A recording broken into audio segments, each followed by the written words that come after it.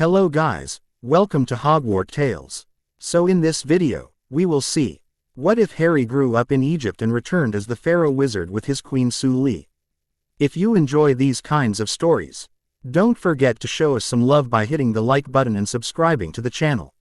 Your support means the world to us. Now, let's start the story. Blank, blank, underscore, blank. Chapter 1. The Summons of the Goblet. The salt spray that kissed Haru Kansu's face tasted of ozone and raw power. He stood barefoot on the edge of the sunken colonnade. The Mediterranean a crushing, dark ceiling 100 feet above the shimmering dome of air that protected the city of Heraklion. Below his feet, the coral-kissed limestone vibrated, a deep hum that resonated in his bones. It was the song of pressure, the eternal desire of the sea to reclaim this impossible pocket of existence. His hands were submerged to the wrist in a wide stone basin filled with seawater drawn from beyond the wards. The water swirled, not from any physical motion he made, but from the force of his will alone. His eyes, the color of new-growth jade, were closed in concentration. He wasn't merely holding the water, he was speaking to it, listening to it, commanding it. He felt the city's primary ward, the Great Barrier, as a living thing around him, a vast golden membrane straining against the weight of a world. Today, it was groaning. A recent tremor deep within the Earth's crust had sent shockwaves through the abyssal plain, and the barrier had weakened at its northernmost anchor point. The flow is unstable, Haru, a voice said, calm and clear as a temple bell. It came from Suli, who stood a dozen paces behind him, her gaze fixed not on him, but on the air itself. Where others saw empty space, she saw the intricate tapestry of magic. The Khemri ritualists are pushing too hard at the eastern meridian. Their energy is spiking, causing a harmonic dissonance. He didn't open his eyes, but a faint smile touched his lips. They are always overeager, my love. Tell them to gentle their weave. This is not a battle to be won with brute force. It is a negotiation. Suli's dark eyes, sharp and intelligent, scanned the patterns of light only she could perceive. She wore a simple, elegant handfu of deep blue silk that rippled in the magically circulated air. At her hip, a collection of jade-tipped scrolls was tucked into a leather harness. Ritual Master Zaid, she called out, her voice carrying effortlessly over the hum of the ward. Ease your canters. You are creating ripples. We are reinforcing the anchor, not forging it anew. Follow my lead. From the far end of the colonnade, a dozen robed figures, the Khemri, bowed their heads in acknowledgement. The chaotic spikes of golden light that Suli saw immediately softened, smoothing into a steady, rhythmic pulse. She gave a small, satisfied nod. Haru was the heart of the storm, she was the unflinching eye. Directing the tempest with quiet precision, Haru felt the change instantly. The chaotic pressure against his will eased. He could now feel the ward's anchor point clearly, a SSIVE convergence of ley lines pinned to a submerged mountain spur a mile to the north. The connection felt frayed, like a rope about to snap. Now, he murmured, sinking his will deeper into the water in the basin. It was a conduit, a sympathetic link to the ocean beyond their shield. He wasn't trying to push the sea back. That was a fool's errand. You could not fight the ocean. You had to persuade it. He began to breathe in time with the deep, slow rhythm of the abyssal currents. He let the chill of the deep seep into him, embraced the crushing weight. He became a part of the sea's immense, unthinking consciousness. Then, with the subtlest of nudges, he began to alter its song. He didn't command, he suggested. He introduced a new harmony, a current of warmth and light into the cold, crushing dark. He showed the water a path of lesser resistance, a way to flow around the weakened anchor instead of directly against it. Sand and silt began to swirl outside the dome of air, tracing the new currents he was creating. The groan in the city's foundations lessened, the vibration under his feet softening to a gentle thrum. Suli watched the energy matrix stabilize. The frayed edges of the ward began to mend themselves, reinforced by the steady, harmonized power from the ritualists she directed. It was a perfect synthesis of their abilities, his overwhelming, primal connection to the elements, and her peerless understanding of magical structure and flow. They were two halves of a single, functioning whole. A soft golden light began to emanate from Haru, his skin taking on a luminous sheen. His hair, black as a starless night, lifted slightly, stirred by the sheer power he was channeling. Behind his closed eyelids, a spectral image of a hawk with eyes of the sun was taking form.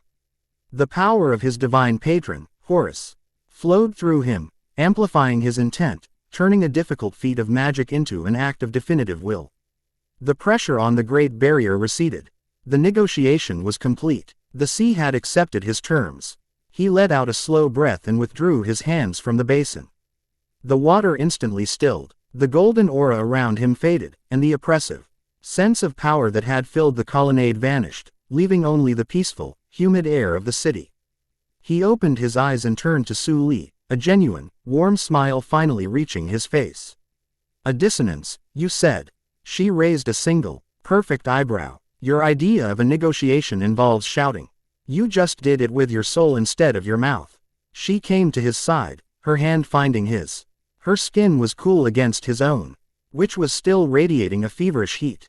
But it was effective. "The anchor is stable. It will hold for another century." "A century should be long enough," he said, his thumb brushing over her knuckles. He looked out past the shimmering dome, at the impossible, beautiful city they called home. Heraklion, the sunken jewel. Ancient temples, now home to luminescent algae and schools of curious fish, stood beside modern magical constructs that held back the sea. It was a city of ghosts and miracles, their legacy and their responsibility. It was in that moment of peace, of a hard-won victory, that the world tore open. It began not as a sound, but as a feeling. A psychic shriek of such piercing intensity that Haru staggered, clutching his head. The water in the basin behind him exploded upwards, vaporizing into steam. The ritualists cried out in alarm. Suli's face went pale, her eyes wide as she stared at the center of the colonnade, at a point in He air that was buckling like heated glass. "What is that?" Haru gritted out, the divine sense of Horus within him screaming of an alien intrusion. "It's not from here," Suli said, her hand instinctively going to the scrolls at her hip. "It's a summons. Brutal, unrefined. It's punching through the wards." The Great Barrier, which had just been calmed and settled, flared with violent, defensive energy. The city was plunged into an emergency twilight as the ward diverted all ambient magic to repelling the intruder. Alarms, deep resonant horns, began to sound from the central citadel. In the center of the colonnade, a gout of raw, chaotic fire erupted from nowhere. It was a violent, angry red, utterly alien to the refined golden magic of Heraklion. The fire churned and twisted, ignoring the laws of physics, consuming nothing, yet radiating an obscene heat. Then, with horrifying clarity, the flames began to coalesce, twisting themselves into letters. 2 words of a language Haru had not heard spoken in over a decade. A name that felt like a phantom limb, a ghost of a life he'd never lived.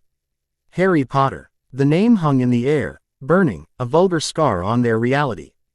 The psychic scream was coming from it, a magical command of immense power, pulling, demanding.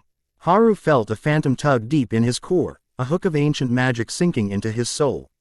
His breath hitched. He knew that name. He despised that name. It was the name of the abandoned child, the weak thing left to die in the desert. It was not his name.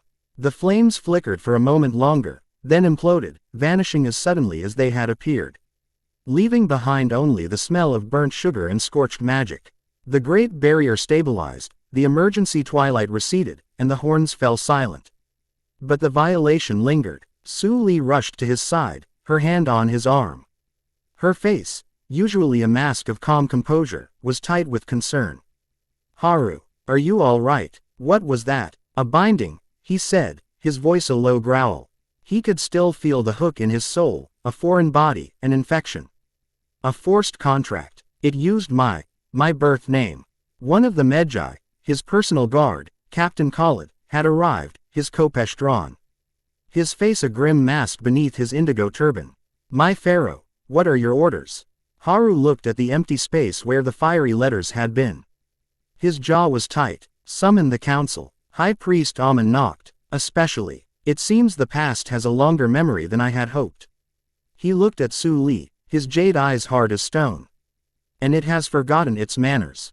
The Chamber of Echoes was the oldest space in Heraklion, carved from the city's bedrock before the sea had claimed the land. The walls were covered in hieroglyphs that seemed to shift and whisper in the torchlight, recounting 10,000 years of Khemri history. At the center of the circular chamber sat the Council of Elders, their faces ancient and weathered, their robes the color of desert sand. High Priest Amun Noct, a man so old his skin looked like cracked parchment, sat opposite Haru and Suli. The goblet of fire, Amun Noct said, his voice a dry rustle of papyrus. He had just finished A.D. each scrying in a bowl of blessed Nile water, its surface still shimmering with residual images of a great hall and a flaming cup. An artifact of considerable power, and even greater foolishness. It was forged as part of an ancient magical treaty between three of the preeminent European schools of magic, Hogwarts, Beauxbatons, and Durmstrang. The Triwizard Tournament, a school competition, Suli asked, her tone laced with disbelief. All of that power, that violent intrusion, for a school competition. Do not mistake its purpose for its power, little serpent, Amun Noct cautioned gently, his gaze respectful. Suli's intellect was a thing of legend even among the elders. The goblet is the arbiter of the treaty. Its magic is absolute. A name entered and chosen constitutes a magically binding contract. To refuse the call is to break the treaty. Haru leaned forward, his hands clasped on the polished obsidian table. Break the treaty, and the consequences, dire, the high priest stated, his old eyes grave. The magic of the goblet is tied to the very foundations of the European ministries. To break the contract would be seen as an act of magical warfare. They would be honor-bound to retaliate. Sanctions, attacks on our trade interests in the mundane world. At worst, a direct assault. And they would believe themselves justified. A heavy silence fell over the chamber. Haru felt the weight of his city, his people, on his shoulders, all for a ghost name he had shed 16 years ago. He had been found by a Khemri scouting party near the ruins of a forgotten temple, a child of barely a year and a half. Dehydrated and crying, a strange lightning bolt scar on his forehead. Left behind during a tour, the elders had presumed. A foolish, careless act by his mundane family. They had taken him in, sensed the immense, wild magic coiled within him, and raised him as their own. They had named him Haru Kansu, Horus, the moon traveler, and he had become their hope, the first true pharaoh in 1,000 years. A leader who could speak to the gods and command the elements.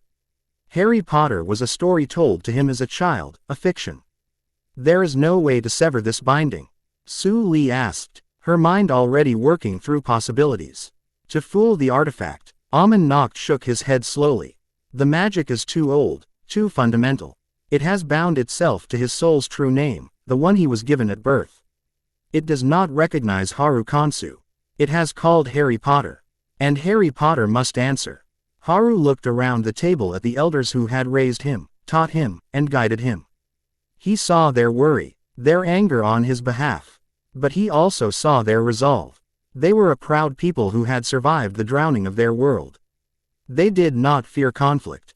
But they were pragmatic. This, Hogwarts, Haru said, the name feeling foreign on his tongue. It is in Britain, a nation of shopkeepers and bureaucrats, if I recall our tutor's lessons.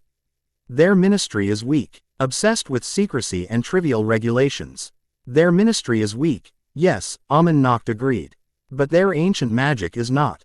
And a cornered, frightened animal is often the most dangerous. This Albus Dumbledore, the headmaster of Hogwarts, he is not a man to be underestimated. He has power of his own, though he wields it with a frustrating lack of decisiveness. Haru stood up, his movement silencing the whispers in the chamber. He walked to the edge of the room, placing a hand on the cool, carved stone. He could feel the thrum of the city, the gentle pulse of the wards, the life of his people. Everything he was sworn to protect. He would not endanger them for his own pride. But he would not go to this strange land as a lamb to the slaughter, either. He turned back to the council, his decision made. His face was calm, his voice steady and imbued with an authority that belied his 17 years. A pharaoh does not bow, he declared, his voice echoing in the ancient chamber. But he honors the debts of the past, even those not of his own making. This contract was made in my name. I will honor it. A sigh of relief and apprehension went through the elders. But, he continued, his jade eyes hardening, I will not go as a student. I will not go as a boy named Harry Potter. This is not a school trip. It is a diplomatic mission. I am Haru Kansu of Heraklion, heir to the divine mandate of the Khemri. I will go as a sovereign ruler, answering the summons of a foreign power. They have demanded a champion. They will get a king. Suli's lips curved into a sharp, beautiful smile. This was the Haru she knew. Not the lost boy, but the born leader. A king needs his queen and his advisors, she stated, standing to join him. And his guard. We will need to make preparations. Indeed, Haru said, his gaze sweeping across the council.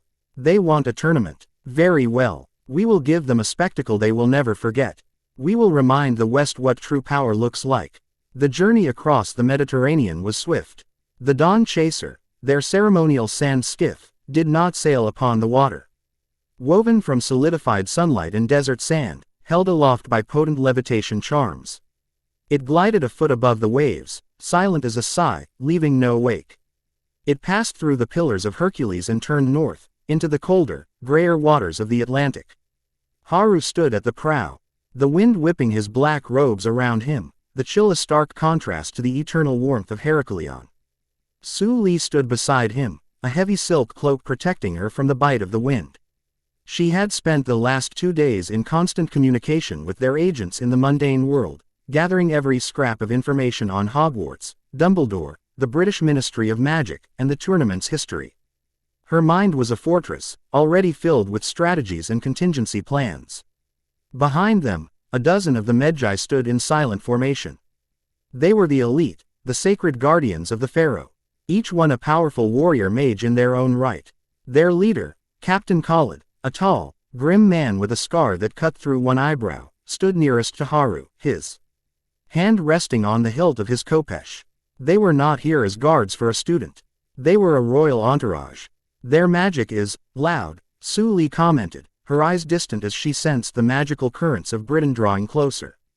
It's everywhere, but it's thin, unfocused, like 1,000 people all shouting in a marketplace. Not like the deep, resonant hum of home. It is the magic of a people who have forgotten their roots. Haru replied, his gaze fixed on the horizon. They have traded power for convenience. Wands for wands, sake. They treat magic like a tool, a toy. They have forgotten it as a living thing. That it has a voice. He carried his own primary weapon at his side. Not a wand, but a khopesh, the curved, sickle-like sword of his ancestors. The blade was forged from meteor, right iron and quenched in the tears of a phoenix, its hilt wrapped in enchanted leather. It was a conduit for his power, an extension of his will, and a devastating weapon in its own right. As they approached the coast of Scotland, Haru closed his eyes and extended his senses. He could feel it now. A great nexus of magical energy, nestled in the mountains. Hogwarts. It felt ancient, powerful, but also chaotic, a place of conflicting energies and secrets. And at its heart, the angry, demanding pulse of the Goblet of Fire.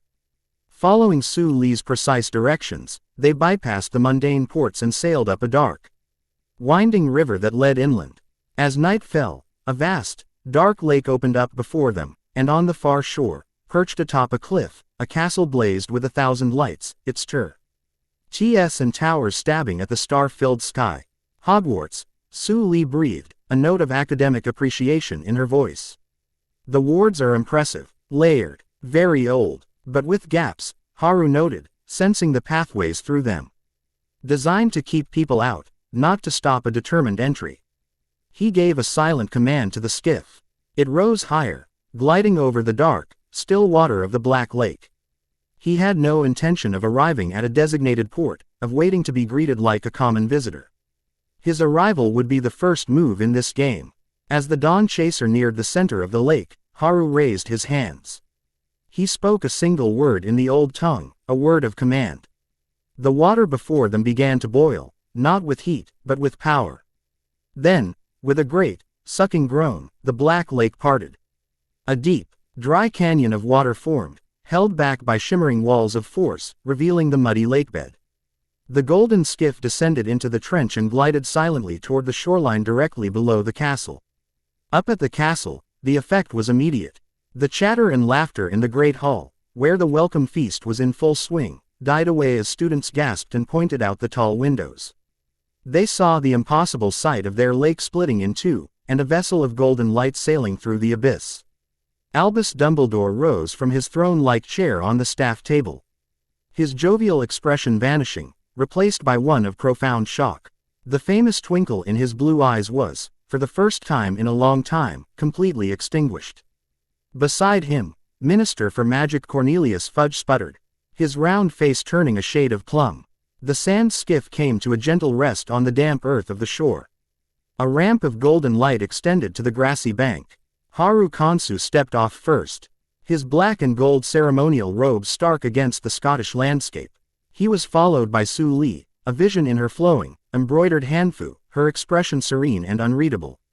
Behind them, the Medjai disembarked, forming a protective V formation, their dark eyes scanning the castle, their hands resting on their weapons. Without a word, the delegation began to walk up the sloping lawn towards the castle's massive oak doors. As if by an unseen signal, the doors swung open for them. They entered the entrance hall and strode directly towards the great hall, their footsteps echoing in the sudden tomb-like silence. Every student, every professor, every ghost, was staring. Draco Malfoy's customary sneer had slipped from his face, replaced by slack-jawed disbelief. Ron Weasley was frozen mid-bite, a piece of chicken dangling from his fork.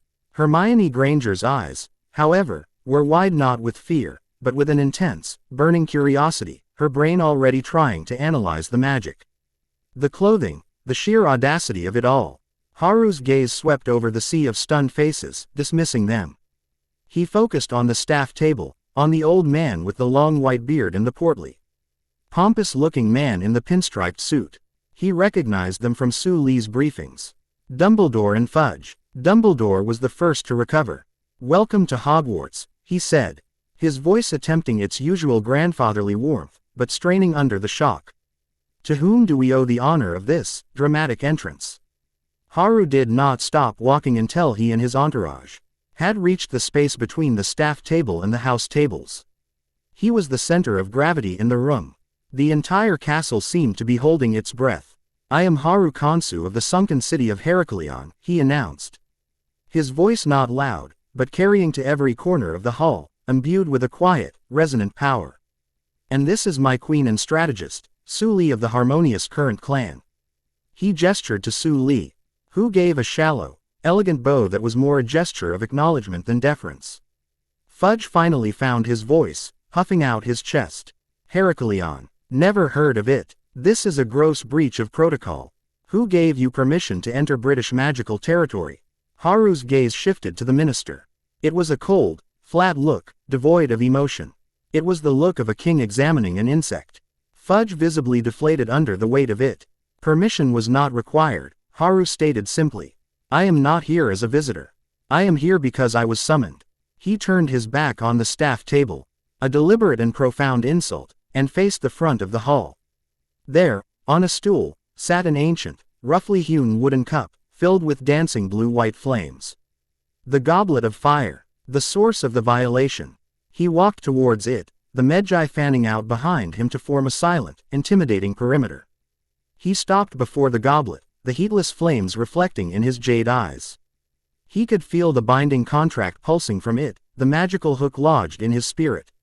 Ignoring the confused and angry sputtering from the ministry delegation and the whispers breaking out among the students, Haru raised a hand. He did not address Dumbledore or Fudge.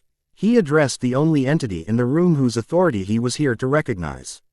He began to speak, and the language that filled the great hall was not English. It was ancient Egyptian, the tongue of the gods and the first pharaohs. The words were guttural, powerful, making the very stones of the castle vibrate.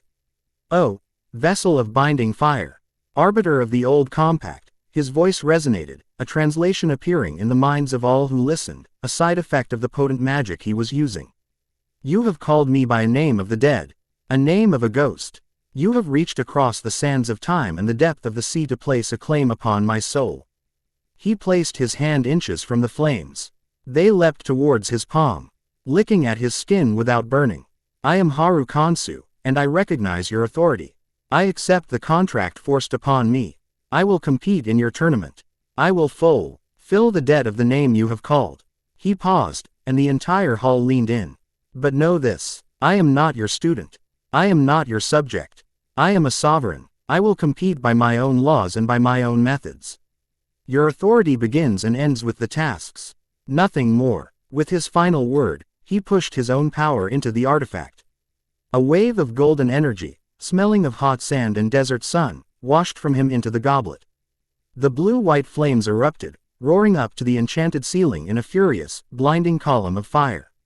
The display was 10 times more violent than when it had selected the other champions. It was not just accepting a champion, it was acknowledging a power equal to its own. The flames receded as quickly as they came, settling back into their calm, blue-white dance. Haru lowered his hand and turned around. The hall was utterly, completely silent. Dumbledore looked pale, his hand gripping his elder wand so tightly his knuckles were white. He seemed to have aged 10 years in as many minutes. Then, the goblet's fire turned red once more. A single, final piece of parchment shot out, drifting down into Dumbledore's trembling hand. The headmaster stared at it, his face a mask of dawning horror and confusion. He looked from the parchment to Haru, and back again. The champions have been chosen, Dumbledore announced, his voice hollow. The champion for Durmstrang is Victor Krum. A smattering of applause broke out. The champion for Beauxbatons is Fleur Delacour. More polite applause. The Hogwarts champion is Cedric Diggory. A roar of approval from the Hufflepuff table. Dumbledore held up the final, fateful piece of parchment. He took a deep, shaky breath. And from the goblet of fire, a 4th champion. The hall fell into a confused, angry murmur. Harry Potter. Dumbledore read out, his voice barely a whisper. Every eye in the hall swiveled from Dumbledore to the strange, regal boy standing before the staff table. A slow, terrifying realization began to dawn on them. Haru Kansu held their gaze for a moment, then began to walk forward, his expression unreadable. He did not look at the students, at their shock and their whispers. He did not look at the other 3 champions, who were staring at him with a mixture of anger, fear, and bewilderment. He walked past Dumbledore, his eyes fixed on the man who had failed to protect him as a child. And on the purple-faced minister who represented the world that had abandoned him. He stopped, standing as their equal, a foreign power on their soil, a ghost they thought long buried, now returned as a king. The game they had started had a new player, one who would not be playing by their rules. Chapter 2. The Breath of the Sun Dragon. The Great Hall did not erupt into chaos. It imploded into a vacuum of shocked silence. A sinkhole of shattered expectations. The name Dumbledore had whispered, Harry Potter, hung in the air, a name that belonged to folklore, to a martyred baby, to the boy who lived. And yet, every eye was fixed on the regal, foreign boy king who had just commanded the submission of the Goblet of Fire itself. The cognitive dissonance was a palpable force, thick and suffocating. Haru Kansu did not acknowledge the name. To do so would be to give it power over him. He had already accepted the binding, the rest was noise. He saw the maelstrom of emotions on the faces around him, the dawning. Furious jealousy on Cedric Diggory's handsome features, the icy contempt from Fleur Delacour, the stony, suspicious glare from Victor Krum. They thought he had cheated. Good. Let them underestimate him. Let them think him a common trickster. His gaze swept over them and settled on Dumbledore. The headmaster looked profoundly lost, the strings of his grand puppet show suddenly cut. His eyes, usually twinkling with condescending wisdom, were wide and searching, pleading for an explanation Haru had no intention of giving. Beside him, Cornelius Fudge's face had cycled through confusion to incandescent rage. This is an outrage, a travesty, Fudge blustered, finding his voice at last. He stood up, his robes askew. The boy is clearly an imposter. He's cheated. He must be disqualified. Dumbledore, do something. Haru turned his head slowly, fixing the minister with a look of utter disinterest. Your tournament summoned me, Minister Fudge. Your artifact bound me. This is a matter between myself and the magic of your contract. Your opinion is irrelevant. Irrelevant. I am the Minister for Magic. Fudge shrieked, his jowls trembling. I am aware, Haru said, his voice flat. And I am a sovereign ruler. Your title gives you authority over your subjects. I am not one of them. He turned to Suli, who had been watching the entire exchange with the detached cur. Iosity of a scholar observing excitable fungi. We are finished here. He began to walk away, not towards the little antechamber where the other champions were being herded, but back the way he had come, towards the entrance hall. His Magi guard, who had stood like stone statues, fell into formation around him and Suli, their movements fluid and silent. "Wait," Dumbledore called out, his voice regaining some of its command. "Harry, my boy, you must join the other champions. There are instructions to be given." Haru paused at the threshold of the Great Hall, but he did not turn. "My name is Haru Kansu, and I take my instructions from no one but my council and my queen." He glanced at Suli. "Did you hear any instructions in the summons?" "None," Suli replied, her voice clear and carrying. "The contract specified participation in 3 tasks. It mentioned no ancillary obligations, meetings, or social engagements. Legally, we are only bound to appear for the tasks themselves." Her smile was razor thin. "They have written a very poorly worded contract." Without another word, they swept out of the Great Hall, leaving a tableau of pandemonium in their wake. Their footsteps echoed in the now empty entrance hall as they walked out the great oak doors, which closed softly behind them. The damp, cold air of the Scottish night felt clean after the thick, chaotic atmosphere of the castle. They walked down the sloping lawn to the shore of the Black Lake, where the canyon of parted water still held, a testament to Haru's power. Their golden skiff, the Dawn Chaser, waited patiently.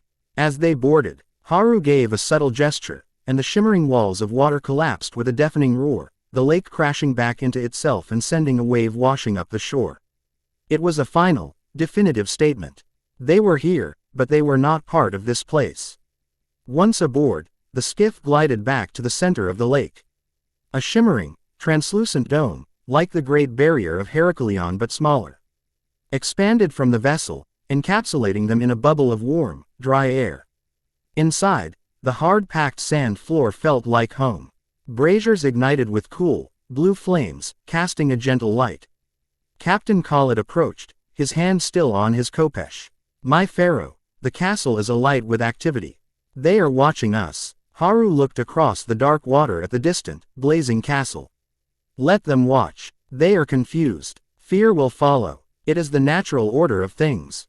He unclasped the heavy ceremonial robe and handed it to a guard, revealing simpler, more practical linen trousers and a tunic beneath. The weight of the formal confrontation lifted from his shoulders. He turned to Suli, who was already unrolling a scroll on a low, polished stone table. Her fingers, stained with ink, danced over the parchment. "So," he said, sitting opposite her. "A poorly worded contract." "Abysmally so," she confirmed without looking up. "It's all force and no finesse. It binds you to compete, but it grants you no rights and demands no specific conduct outside the tasks." They assumed their champion would be a student, subject to their rules. They never conceived of an external sovereign being chosen.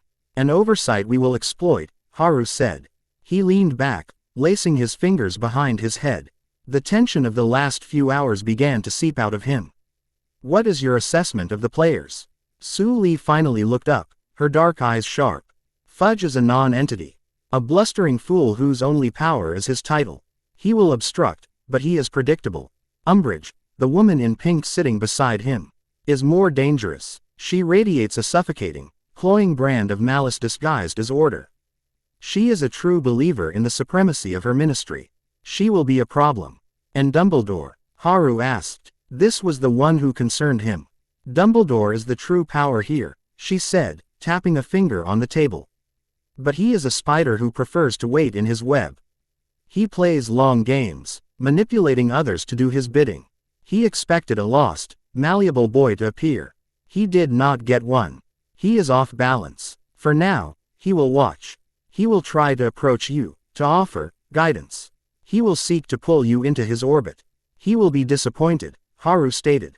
"Of course," Suli agreed. "The champions are a mixed bag.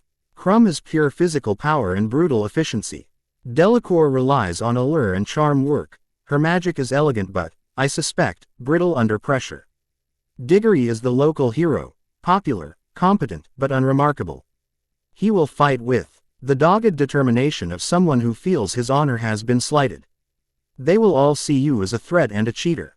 No alliances there. We do not need them," Haru said.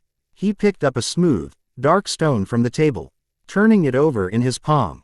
This tournament? Why now? Why bring back such a dangerous competition after centuries?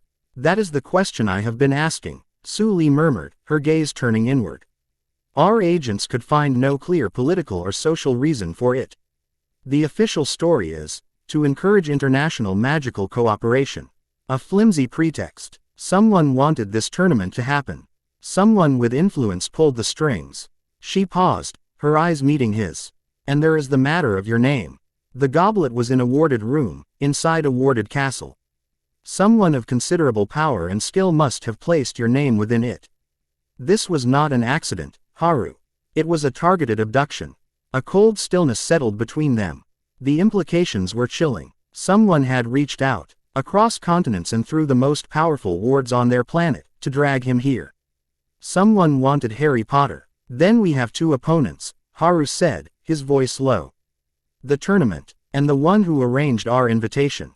He placed the stone back on the table with a soft click. First, the tournament. The first task. What is it? Suli smiled faintly. That, my love, is what the coming weeks are for. But the history of the tournament favors challenges involving dangerous magical beasts.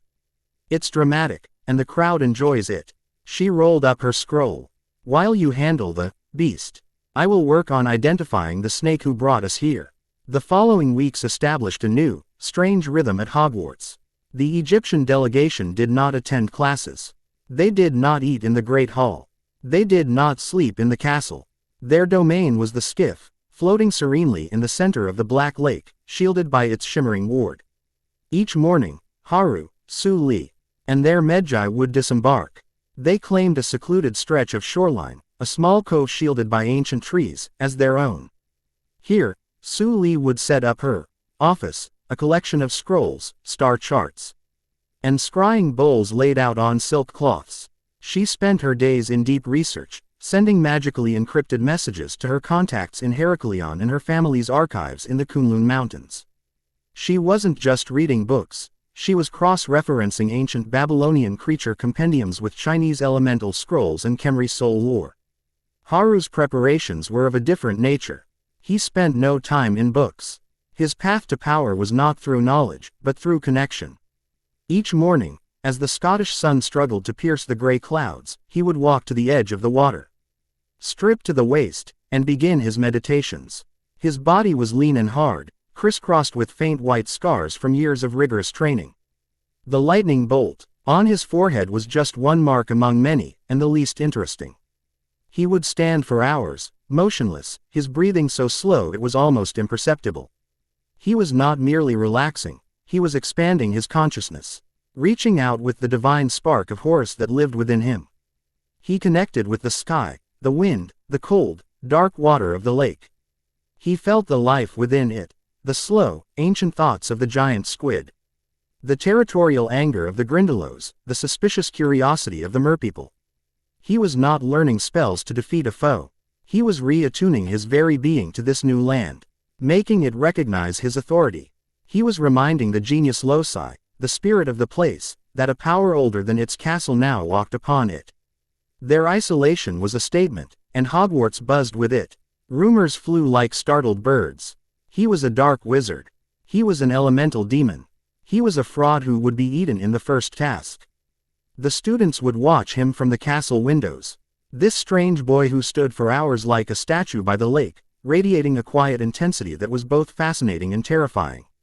Naturally, this enigma was an intolerable vacuum to one Hermione Granger. She tried a direct approach first. One blustery afternoon, she marched down the lawn, her Gryffindor scarf flapping behind her, a determined look on her face.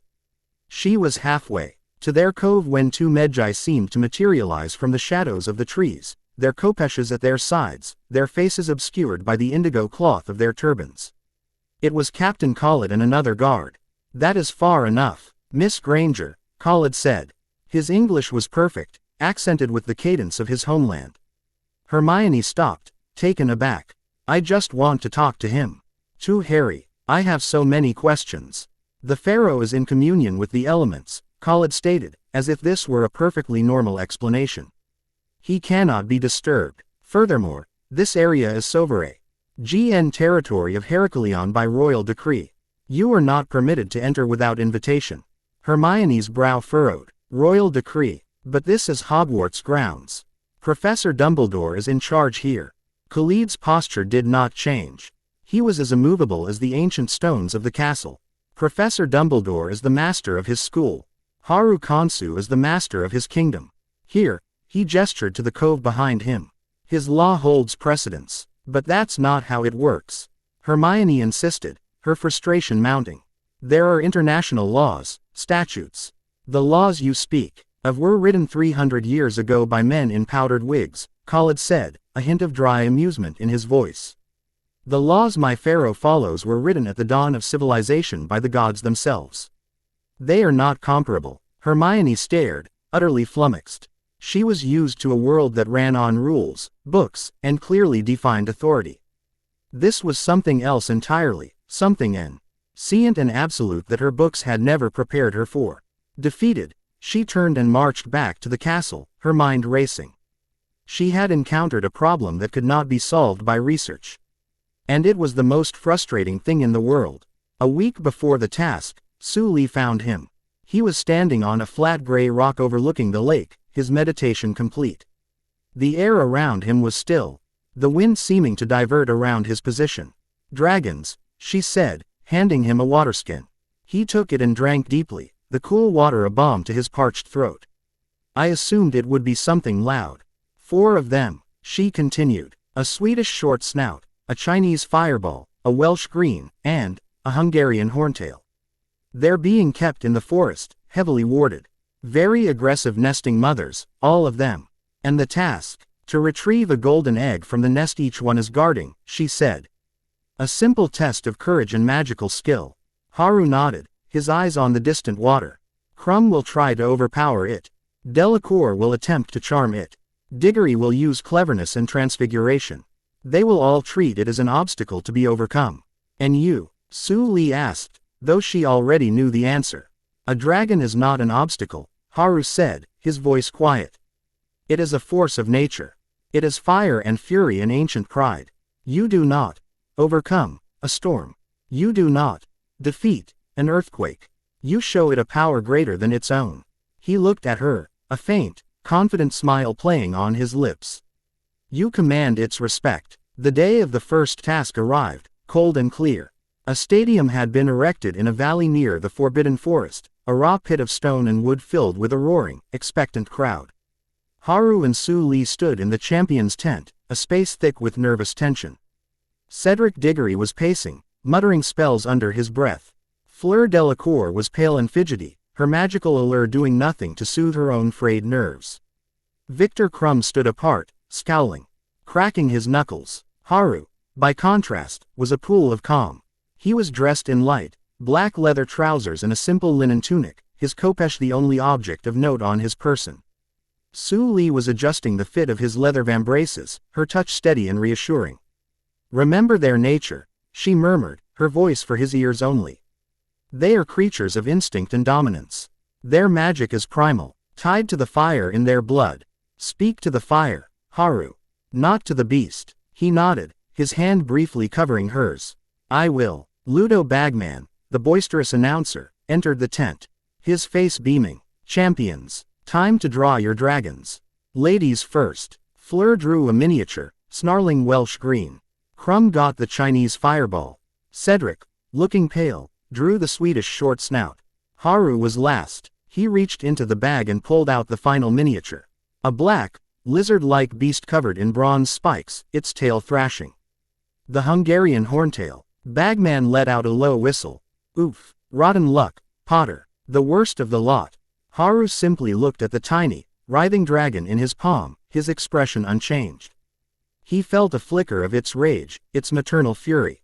It was a beautiful, pure emotion. He closed his hand around it gently, then released it. Cedric went first. The crowd roared as he entered the arena. From their vantage point in the tent, they could hear Bagman's booming commentary. And Diggory's making his move. A clever bit of transfiguration. He's turned that rock into a Labrador. The dragon's distracted. Will he make it? There was a roar of pain. From man or beast it was hard to tell, then a surge of applause. Cedric had succeeded, but not without injury. Fleur was next. Her approach was quieter. A charming spell. Very daring. The dragon seems to be getting sleepy. Its eyes are closing. A sudden, furious shriek of rage cut through the commentary. Ouch. Her robes have caught fire. But she's got the egg. A brave, if singed, attempt from Mademoiselle Delacour. Crumb's turn was brutal and effective. And Crumb's not messing about. A direct hit with the conjunctivitis curse. Right in the eyes. The beast is blinded. It's thrashing about. Oh, dear. It's smashed some of its own eggs. Nasty business, that. But Crumb has the golden egg. A powerful display from the Durmstrang champion. Finally, it was his turn. And last but not least, Bagman's voice echoed into the tent, the boy who shouldn't even be here. Harry Potter. Haru met Suli's eyes. She gave him a single, sharp nod. Be magnificent. He walked out of the tent and into the arena.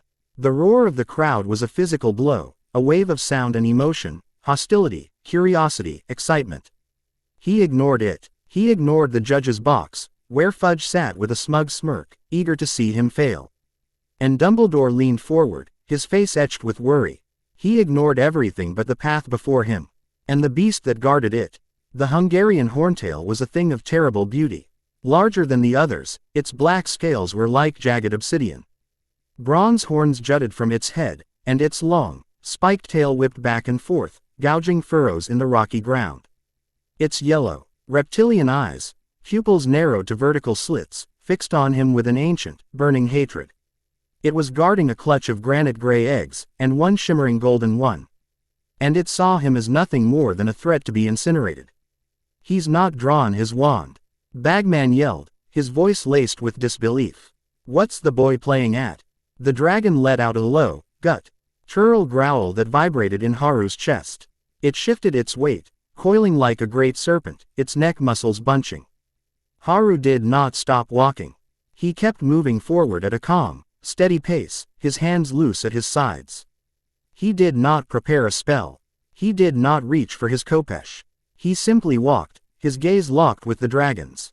The horntail opened its mouth, and a torrent of fire, airing jet of liquid flame hundreds of feet long, erupted towards him. The crowd screamed. Fudge leapt to his feet with a triumphant grin. Haru did not flinch. He did not dodge. He lifted one hand, palm outward. A shield of shimmering, golden light, the color of the Egyptian sun, materialized before him. It was not a protega. It was raw will, given form. The dragon's fire slammed into the shield and split apart, washing around him like water around a stone, scorching the ground on either side. The heat was immense, but none of it touched him. He dropped the shield and kept walking. The dragon roared in frustration and fury. This was not how the game was played. Threats were supposed to cower. They were supposed to burn. It lunged, its massive, clawed feet shaking the earth, its jaws gaping, ready to snap him in two. It was then that Haru chose to act. He stopped, a mere 50 feet from the raging beast. He closed his eyes for a single heartbeat, centering himself, and when he opened them, they were no longer jade green. They were blazing pools of molten gold, radiant with an inhuman, divine light. The air in the stadium grew heavy, thick with a pressure that had nothing to do with heat. The roar of the crowd died in their throats. Behind Haru, a shimmering, translucent image began to form. It was a vast, spectral falcon, its wingspan stretching 30 feet, its form woven from pure sunlight. Its head turned, and its eyes, burning stars of impossible brightness, fixed upon the horntail. It was the avatar of Horus, the king of the sky, the master of gods and men. Haru raised his chin, his posture one of absolute, unquestionable authority, and he spoke. His voice was not loud, but it filled the stadium, resonating in the bones of every living creature. He spoke in the old tongue, the language of command. Creature of flame and earth, his voice echoed, calm and imperious. You stand in the presence of the Falcon King. You stand in the presence of a power that commanded your ancestors when the world was young. You will lower your head. It was not a request. It was not a spell. It was a statement of fact. A declaration of the true order of the universe. The horntail froze. Its lunge stuttered to a halt. The fire died in its throat. Its reptilian mind, built on instinct, dominance, and the recognition of power, was screaming. This tiny, two-legged creature was not prey. It was not a threat. It was Apex. It was the sky god, the sun lord, the ancient authority that all creatures of the earth instinctively feared and revered. A low, whining sound escaped the dragon's throat. Its massive body trembled. The ancient, primal terror was overwhelming its maternal rage. Slowly, ponderously, with a groan of protesting muscle and sinew, the Hungarian horntail lowered its head. It bowed, its great horned snout touching the dusty floor of the arena, its spiked tail lying still. It had submitted. A silence so profound it was almost wholly fell over the stadium. No one breathed. No one moved. Ludo Bagman was speechless, his mouth hanging open. Fudge's face was a slack, idiotic mask of disbelief. Dumbledore had risen to his feet, his hand gripping the railing, his face pale as death. He was not looking at a student performing a clever spell. He was looking at something he had only ever read about in the most forbidden, ancient texts. He was looking at a man channeling a god. Haru walked forward, the spectral falcon image fading behind him. He did not swagger. His steps were measured and calm. He walked past the massive, bowed head of the most dangerous dragon in the world. He reached the nest, carefully stepped over the real eggs, and picked up the golden one. He held it for a moment, then turned and walked back the way he came. As he passed the dragon, he placed a hand gently on its snout for a brief second. It was a gesture of acknowledgement, a king accepting fealty. Then he walked out of the arena. He did not look back at the stunned crowd or the dumbfounded judges. The silence held for a full 10 seconds after he had disappeared into the champion's tent, and then the stadium erupted. It wasn't just cheering. It was a roar of awe, of fear, of something primal and ecstatic. The judges, moving like men in a trance, raised their wands. A series of perfect tens shot into the air. Back in the tent, Suli was waiting. She held a cool, damp cloth. She said nothing, but her eyes were shining with fierce pride. He handed her the golden egg and allowed her to wipe the dust and sweat from his face. The exertion had been immense. Channeling too much authority had left him feeling hollowed out, but triumphant. "It went as you foresaw," he said, his voice a little hoarse. "You were magnificent," she replied softly. "You did not just win the task. You changed the entire game. They no longer see a cheater. They see a god. And that," she added, her expression turning serious, "is infinitely more dangerous in their eyes." That night, back on the skiff, the dome ward glowed softly against the dark Scottish sky. The golden egg sat on the stone table between them, inert and silent. They had not tried to open it. Suli was certain it contained a magical song or riddle, and she would approach it with methodical precision when the time was right. Haru, drained from the day's efforts, retired to his quarters early. Sleep came quickly, a deep, black, dreamless void. But then, the void began to curdle. He was not in his bed. He was adrift in a cold, timeless emptiness. There was no light, no sound, only a pervasive sense of malevolent consciousness. And a shape of impossible size, coiled in the darkness. A serpent, not a physical snake, but a serpent made of chaos and nothingness, its scales the absence of stars. A voice entered his mind. It was not the proud, furious roar of the horntail. It was high, cold, and utterly devoid of life. It was the sound of entropy. "I feel you, little Godling," the voice hissed, slithering through his thoughts. "You reek of order, of the sun, of the falcon, the old enemy." Flashes of imagery assaulted him, not his own memories. A dark ritual in a graveyard. A cauldron of boiling fluids. A crude, monstrous body, pale and skeletal. And through it all, the coiling presence of the great serpent, wrapping itself around a shrieking, fragmented soul, merging with it, consuming it. He sought immortality, the serpent voice whispered. A thread of cold amusement running through it. A foolish, fleeting thing. "I offer him something more. Unmaking. I will devour his world. I will devour his sun. And I will devour yours." A vision flooded Haru's mind. The golden sun above Heracleion turning black, the waters rushing in not as a flood, but as an all-consuming void. The faces of Suli, of Khalid, of Amun Noct, dissolving into dust. All light must be extinguished. All order must be unraveled. It is my nature. Haru felt a pressure on his very soul, a crushing, nihilistic force that sought to pull him apart. To unmake him as it had the other. He fought back, the spark of Horus within him flaring like a supernova, a defiant cry of light against the absolute dark. He snapped awake with a gasp, sitting bolt upright in his bed. He was drenched in a cold sweat, his heart hammering against his ribs. The sheets were tangled around his legs. The familiar, warm air of the skiff filled his lungs, a stark contrast to the soul-deep chill of the nightmare. The door to his chamber slid open silently. Suli stood there, a simple silk robe tied around her waist, her long black hair unbound. She had felt the psychic disturbance, the spike of terror that had emanated from his room. "Haru?" she asked softly, her eyes filled with concern. He ran a shaky hand through his hair, trying to slow his breathing. He looked at her, the anchor of his reality. The vision of her dissolving into dust was still burned into the back of his eyes. It was not just a nightmare, he said, his voice low and strained. He had faced down a dragon without a tremor of fear, but this was different. This was a terror that struck at the foundation of existence itself. "There is another player in this game," he told her. His jade eyes dark with a dawning, terrible certainty. "Not a snake, a serpent. And it wants to devour the sun." Chapter 3. A Dance of Scorpions and Vipers. The aftermath of the first task was not a celebration. It was a schism. Haru Kansu's display had shattered the comfortable reality of the European magical world. The awe that had silenced the stadium curdled, in the days that followed, into a thick, pervasive fear. Fear, in a place like Hogwarts, quickly soured into suspicion and resentment.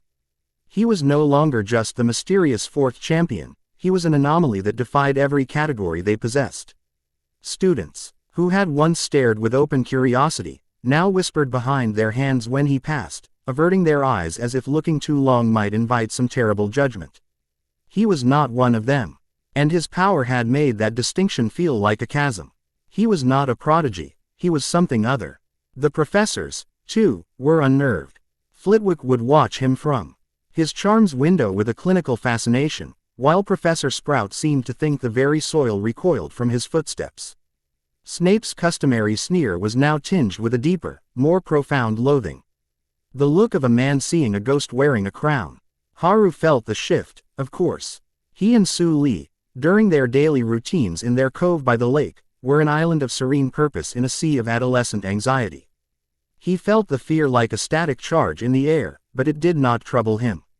Fear was a tool, an emotion to be understood and, if necessary, utilized. The nightmare of the serpent, however, was a different matter.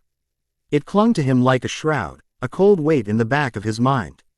The cold, nihilistic voice promising to devour the sun had lent a new, grim urgency to his existence here. This tournament was no longer just a diplomatic inconvenience. It was a distraction from a far greater threat, one he could not yet see but could feel coiled just beyond the veil of the world.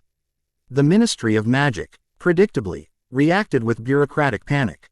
Deny, deflect, and control the narrative. 2 days after the task, a new figure arrived at Hogwarts. She came not on a broom or via the flow, but in a gaudy pink and gold carriage pulled by 2 albino thestrals that looked deeply unhappy with their predicament. Dolores Umbridge, senior undersecretary to the Minister for Magic, descended from the carriage like a plump, poisonous toadstool. She was dressed head to toe in fluffy pink tweed, a black velvet bow perched in her stiffly sprayed hair. She surveyed the Hogwarts' grounds with a look of profound disapproval, her wide, flaccid mouth pulled into a tight little smile that did not reach her bulging eyes. Suli watched her arrival from their cove, using a small, polished scrying mirror. "The Ministry sends its venom," she murmured, her expression one of disgust. "I have read the reports on this one."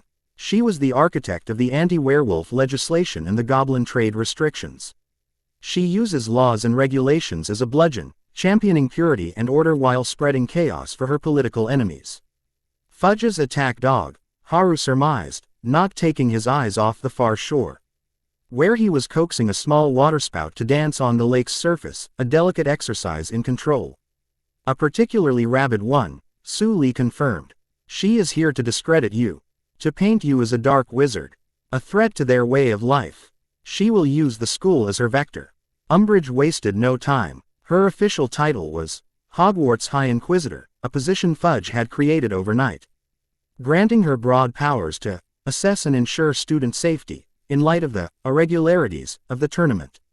Her first act was to interrupt breakfast in the Great Hall, her voice high and girlishly cloying as she announced her purpose, her words dripping with insincere concern for the students' welfare and thinly veiled accusations aimed at the unvetted foreign participant. The smear campaign began in earnest. Whispers started in the Slytherin common room, likely seated by Malfoy after a chat with the undersecretary, that Potter wasn't even human, that he was possessed by an Egyptian demon. Rita Skeeter, whose quill had been strangely silent about Haru after an initial, sensationalized article, was now forcibly sidelined. The Daily Prophet, under direct ministry pressure, began running editorials questioning the security at Hogwarts and the wisdom of Dumbledore's leadership, with anonymous sources speaking of dark rituals being performed by the lake. Haru and Suli ignored it all with a discipline that only seemed to fuel the hysteria. They continued their routine, their quiet dignity a stark contrast to the shrieking panic in the papers. Dumbledore attempted to visit them once, rowing out to their skiff in a small boat, his expression one of weary paternalism. He was met at the edge of their shimmering ward by Captain Collett. "Good afternoon, Captain," Dumbledore had said, his voice carrying over the water. "I would very much like to have a word with young Harry." "The Pharaoh is not receiving visitors," Collett replied, his voice flat. "I am not a visitor.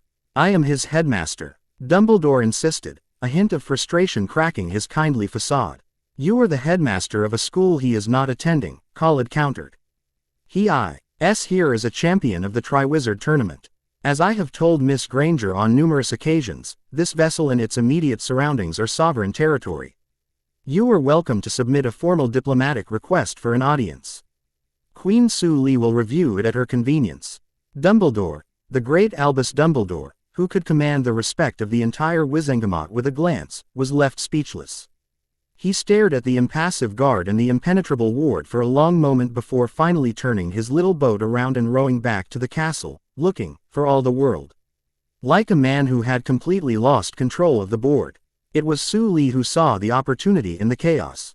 The announcement that the Yule Ball, a traditional part of the Triwizard Tournament, would be held on Christmas night was, for everyone else, a chance for revelry. For Suli, it was a declaration of a new battleground. "Umbridge and Fudge will use this to isolate you further," she explained one evening. As they sat on the deck of the skiff, the golden egg from the first task sitting between them like a silent trophy. "They will pressure students and faculty to shun you. They will try to make you a pariah. We must turn their weapon against them. A social engagement is your battlefield, my love, not mine," Haru said, a hint of amusement in his voice. "I am content to remain here." "No," she insisted, her eyes alight with strategic fire. "Your absence would be seen as weakness or arrogance. Your presence, however, must be a statement. We will not be isolated. We will form our own center of gravity. We need an ally, however temporary." "The champions?" Haru asked, already knowing her target. "Delacour is flighty. Diggory despises me. But Crumb," she said, tapping a long, elegant finger on the table. "Victor Crumb is from Durmstrang. A school that respects power, that does not shy away from the darker aspects of magic. He is not a man who is impressed by ministry propaganda. He saw what you did in the arena. He may not like you, but I guarantee you, he respects you." The next day, a formal, scroll-tied invitation was delivered to the Durmstrang ship by a silent Medjay guard. It was an invitation for Victor Crumb and his headmaster, Igor Karkaroff, to attend a private meeting with Haru Kansu and Suli. Karkaroff, a man perpetually slick with nervous sweat, wanted to refuse, but Crumb, his curiosity and pride piqued, insisted. They met on neutral ground, in a clearing in the Forbidden Forest equidistant from the lake and the Durmstrang ship. It was a cold, tense affair. Karkaroff fidgeted, his eyes darting about as if expecting an attack at any moment. Crumb, however, stood solid as an oak, his sullen gaze fixed on Haru. "You wished to speak with me," Crumb said, his voice a low rumble. He dispensed with pleasantries. "We did," Suli replied, stepping forward. She addressed Crumb directly, ignoring Karkaroff. The British Ministry of Magic is attempting to interfere with the tournament. Their campaign to discredit my pharaoh is not merely a personal attack. It is an attempt to destabilize a champion, to rig the outcome. Today, it is us. Tomorrow, it could be you. Karkaroff scoffed. The ministry would not dare. The ministry is a frightened animal, Haru cut in, his voice calm and deep. He looked Crumb in the eye, a meeting of equals. And frightened animals are unpredictable. Your display in the first task was one of brute force. Mine was one of command. Both are forms of power that these people, he gestured vaguely toward the castle, find distasteful. They prefer tricks and cleverness. They will seek to hobble any power that outstrips their own. Crumb considered this. He had felt the ministry's disapproval, the way Fudge had barely acknowledged his success. Focusing only on Cedric and the scandal of Haru's entry. He was a celebrated international Quidditch star, but here, he was treated like a brutish foreigner. What do you propose? Crumb asked. An alliance of champions, Suli stated. Not of friendship, but of mutual interest. We present a united front. We attend the Yule Ball together, as a bloc. We share any information we glean about the ministry's interference. We ensure that this remains a tournament of magic, not a tournament of politics. Crumb looked from Suli's sharp, intelligent face to Haru's calm, powerful one. He saw no deception, only strength. It was a language he understood far better than diplomacy. Agreed, he said with a curt nod. He turned and walked away, Karkaroff scurrying to keep up. The alliance was forged. The night of the Yule Ball arrived, and the great hall was transformed. Ice sculptures glittered, enchanted snow fell from the ceiling, and the house tables had been replaced with smaller, more intimate ones. The air was thick with the scent of pine and perfume, and the excited chatter of hundreds of students dressed in their best. Umbridge was in her element, preening in a garish pink dress. Holding court with Fudge and a coterie of ministry sycophants. She had made sure the other champions were seated with ministry-approved partners, isolating them. Cedric was with Cho Chang. Fleur with the Ravenclaw Quidditch captain, and Crumb, to everyone's surprise, had asked Hermione Granger, who now sat beside him looking both thrilled and deeply overwhelmed. The champions made their traditional entrance and opening dance. A stilted, awkward affair that drew polite applause. Then, just as the band was striking up a new tune, the great oak doors swung open. A hush fell over the hall. Haru Kansu and Suli entered. They were not walking, they were gliding, their movements in perfect, silent unison. He was a vision of stark, regal power. His robes were not the flamboyant dress robes of the Hogwarts students, but tailored from fine, black Egyptian silk, embroidered with subtle, shimmering gold thread that traced the outline of a falcon's wings on his back. A single, heavy gold torque sat on his collarbones, its centerpiece a flawless emerald that matched his eyes. At his side, his khopesh rested, a silent promise of violence amidst the festivity. Beside him, Suli was breathtaking. She wore a cheongsam of deep, sapphire blue silk that shimmered like water in the torchlight. Intricate silver embroidery depicted a celestial dragon coiling up from the hem to her shoulder. Her black hair was swept up in an elegant, complex knot, held in place by jade and silver pins that resembled miniature scrolls. She radiated an aura of intelligence and grace that was more commanding than any crown. They did not look for a table. They simply paused at the entrance, a magnetic pole of quiet authority that drew every eye. Then, as the band hesitantly began a waltz, Haru extended a hand to Suli. She took it, and they moved to the center of the dance floor. Their dance was not the clumsy shuffling of the other students. It was a fluid, intricate display of perfect partnership. He led with an effortless, masculine grace, his movements powerful and precise. She followed and countered, her steps light as air, her body a flowing line of silk and steel. They moved as one entity, their eyes locked, a silent conversation passing between them. They were not merely dancing at a ball. They were performing a ritual of unity, and the entire hall was their captivated audience. When the music ended, they did not break apart. He simply held her, his hand resting on the small of her back, and surveyed the room. The message was clear. We are not isolated. We are the center. It was Hen that a man detached himself from the shadows near the staff table and began to walk towards them. He was not dressed in the ostentatious robes of the ministry officials. He wore a simple, impeccable, Lee-tailored suit of dark gray wool that seemed to absorb the light. He was of middling height, with sharp, intelligent features, and cold, analytical eyes the color of a winter sky. He moved with the quiet confidence of a predator. Suli's hand tensed slightly on Haru's arm. "Tiberius Thorn," she murmured, her voice barely a whisper. "Head of the Department of Sacrosanct Order. An unspeakable, their most elite, and most ruthless operative. He is the real power in their ministry, not fudge." Thorn stopped a respectful 10 feet away. He did not smile. He simply inclined his head. "A masterful performance, both in the arena and on the dance floor. You have a flair for the dramatic, Lord Potter." "My name is Haru Kansu," Haru corrected him, his voice level. "And you are a concerned citizen," Thorn said smoothly, his eyes never leaving Haru's. They were unsettlingly perceptive, like a surgeon's probes. "I am Tiberius Thorn. My department is tasked with neutralizing existential threats to the magical world. Unforeseen variables, world-breaking anomalies. And you believe I am one of these things?" Haru asked, his posture relaxed, betraying none of the tension he felt. This man was different. This was not a bureaucrat or a bully. This was a blade. A boy who should be dead appears as a self-proclaimed king, commanding the elements and cowing dragons with a force not seen in a millennium. "Anomaly seems an understatement, wouldn't you agree?"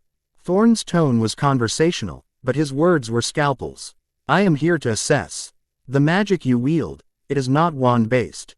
It is primal, channeled. Is it a symbiotic relationship?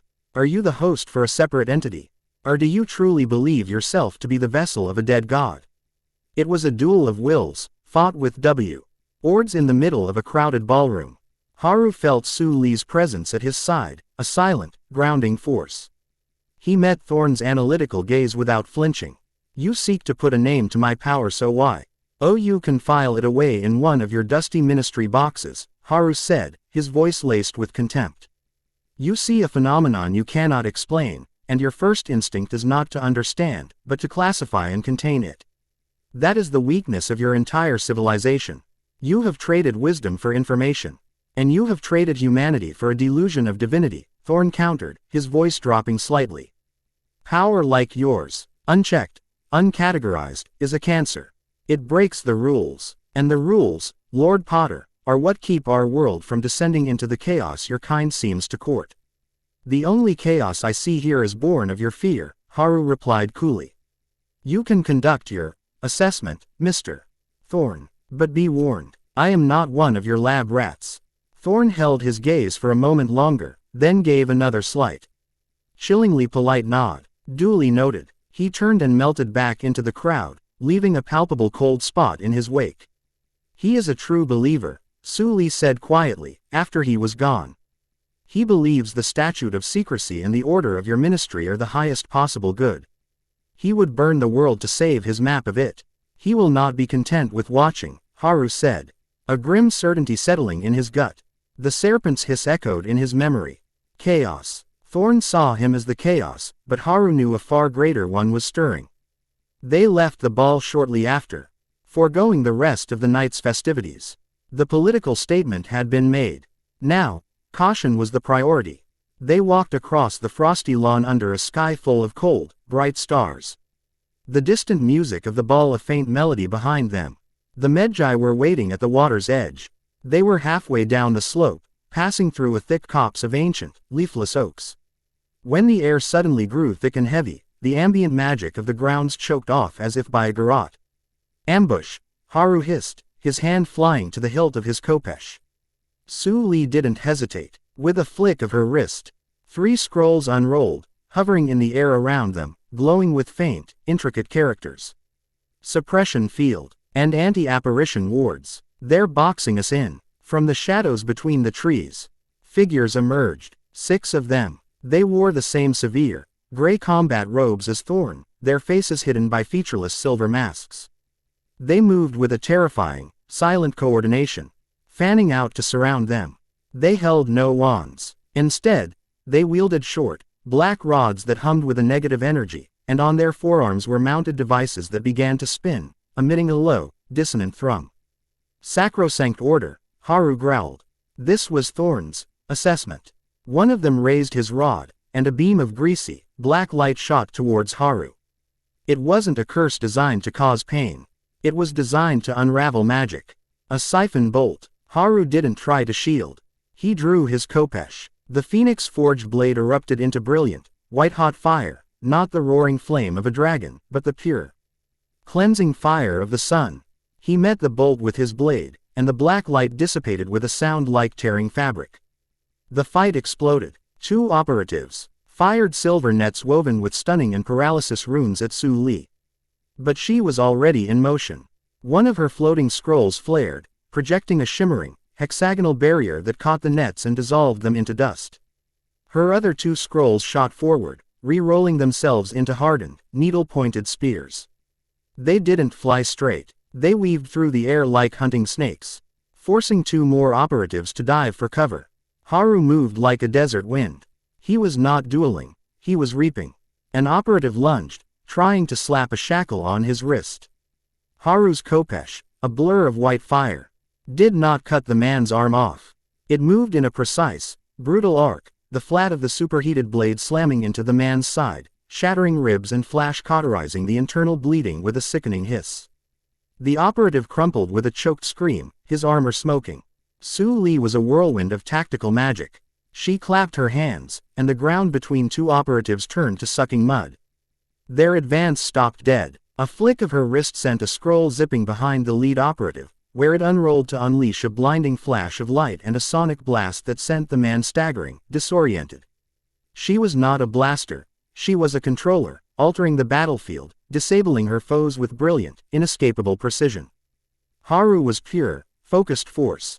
Another operative fired a barrage of concussion hexes. Haru flowed through them, the curses seeming to bend around his form. He closed the distance in a heartbeat. He didn't use his blade. He drove the armored palm of his khopesh into the man's throat, crushing his larynx, then spun, his leg sweeping out and breaking the knee of another operative who was trying to flank him. The crack of bone was sickeningly loud in the sudden silence. It was over in less than a minute. 4 of the 6 operatives were down, writhing in agony, their bodies broken but their lives intact. 2 remained, their silver masks reflecting the burning light of Haru's blade. They were frozen, their professional composure shattered by the sheer speed and brutal efficiency of the counterattack. They were an elite hit squad, and they had been dismantled like children. Haru took a slow step forward, the fiery light from his khopesh casting his face in stark, terrifying shadows. The remaining 2 operatives scrambled backwards, their training screaming at them to hold the line, but their survival instincts screaming louder. He stopped, his gaze falling on the first man he had taken down, the one with the shattered ribs, who was now conscious and gasping in pain. Haru knelt beside him, the heat from his blade making the man flinch. "Who sent you?" Haru asked, his voice soft, which was somehow more terrifying than a shout. The man just shook his head, clamping his mouth shut. "It was Thorn," Suli said, her scrolls now hovering placidly beside her. "This was his test, to see if your power could be contained by their best tools." Haru looked at the downed operative, then up at the 2 who were still standing, their rods held uncertainly. He stood up, the fire on his blade receding, though the metal still glowed cherry red. He pointed the tip of the khopesh at the conscious operative on the ground. "Give your master a message from me." He let the silence hang, ensuring he had their complete, terrified attention. "Tell him the assessment is complete. And the next test," he said, his voice dropping to a deadly, resonant whisper that cut through the cold night air, "will be considered an act of war." Chapter 4. The Price of the Depths. The message was delivered. Haru knew this not because Thorn sent a reply, he was far too cunning for that, but because of the silence that followed. The overt pressure from the ministry ceased. Umbridge's cloying pronouncements in the Great Hall became less frequent, her focus shifting to a more general campaign of undermining Dumbledore's authority. The attack in the woods was an unsanctioned, deniable operation, and its catastrophic failure had clearly forced Thorn back into the shadows to recalibrate.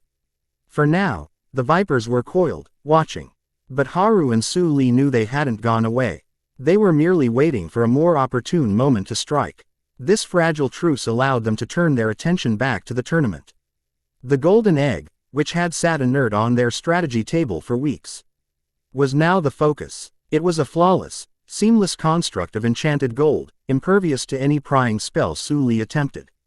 It's not a lockbox, she surmised one afternoon, tracing the smooth, warm surface with a fingertip.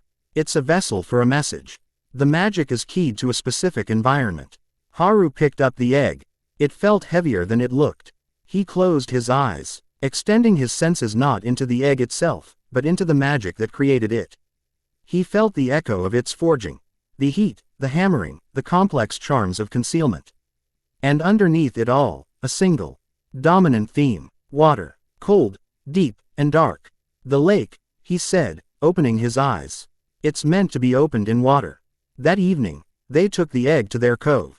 Under the watchful eyes of the Medjai, Haru waded into the shallows of the black lake, the frigid water shocking against the residual warmth of his skin. He submerged the egg, and the effect was instantaneous. The smooth, golden shell peeled open like a blooming flower, and a sound emerged. It wasn't a human voice, but a high, piercing chorus of unearthly singing, its melody strange and melancholic. The words were unintelligible, a gurgling, clicking language that scraped against the ear. To anyone else, it would have been meaningless noise. Suli, standing on the shore, had a scrying orb floating in front of her, capturing every nuance of the sound. Her brow was furrowed in concentration. It's a dialect of Mermish, she said, her voice tight with focus.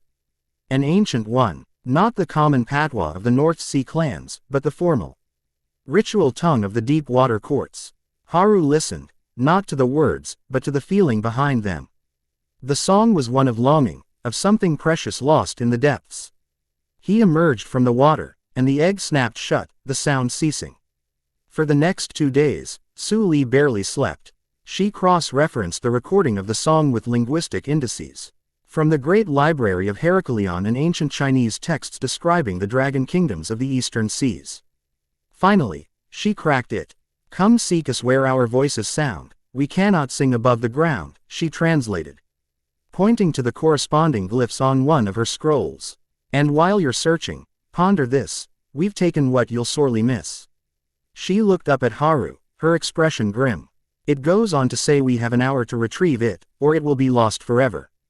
They are going to take hostages." A cold anger settled in Haru's stomach. They would endanger innocents for a game. "It's the nature of these spectacles," Suli said, her voice tight with disdain. "The illusion of high stakes. They will choose something, or someone, of great importance to each champion. For Diggory, it will likely be Cho Chong. For Delacour, her younger sister, Gabrielle. For Crumb, the Granger girl. They have been parading their attachments for all to see." "And for me?" Haru asked. He had no such attachments in this place. Suli's gaze turned serious. "That is the danger. You have presented yourself as self-sufficient, an island. They have no easy emotional leverage. So they will choose what they perceive to be your most valuable asset. Not a person, but a symbol of your authority." Her eyes flickered towards the Medjai guards standing stoically at the edge of their encampment. "They will take one of your men." Quote, the prediction proved chillingly accurate. The night before the second task, one of the Medjai, a young but brilliant warrior named Karim, was struck by a stun Ning spell from behind while on a routine patrol of the perimeter. The attackers were ministry officials, working under the guise of tournament preparation. They took him before an alarm could be raised. Khalid was incandescent with rage, his hand gripping his khopesh so tightly the leather creaked. He saw it not as part of a game, but as the kidnapping of one of his soldiers. "This is an act of aggression, my pharaoh," he seethed. "It is a violation of our sovereignty. We should storm the castle and take him back by force." "No, Khalid," Haru said, his voice a low, dangerous calm. He placed a hand on his captain's shoulder. The anger radiating from the man was a palpable heat. "That is what they want. They want me to react with rage. To prove Thorn's assessment of me as a chaotic force. We will not play their game." He looked out at the dark, still surface of the lake. "But we will not play by their rules, either. I will retrieve Karim, and I will make them regret this." The morning G of the task was bleak and bitterly cold. A new set of stands had been built along the lakeshore, and they were filled with shivering but excited students and officials. Dumbledore stood on a floating platform with the other judges. His expression unreadable. Umbridge was there, of course, radiating smug satisfaction. The champions stood on the platform, preparing. Cedric was discussing the bubble head charm with Professor Flitwick. Fleur was gracefully casting a charm on herself that made her skin shimmer.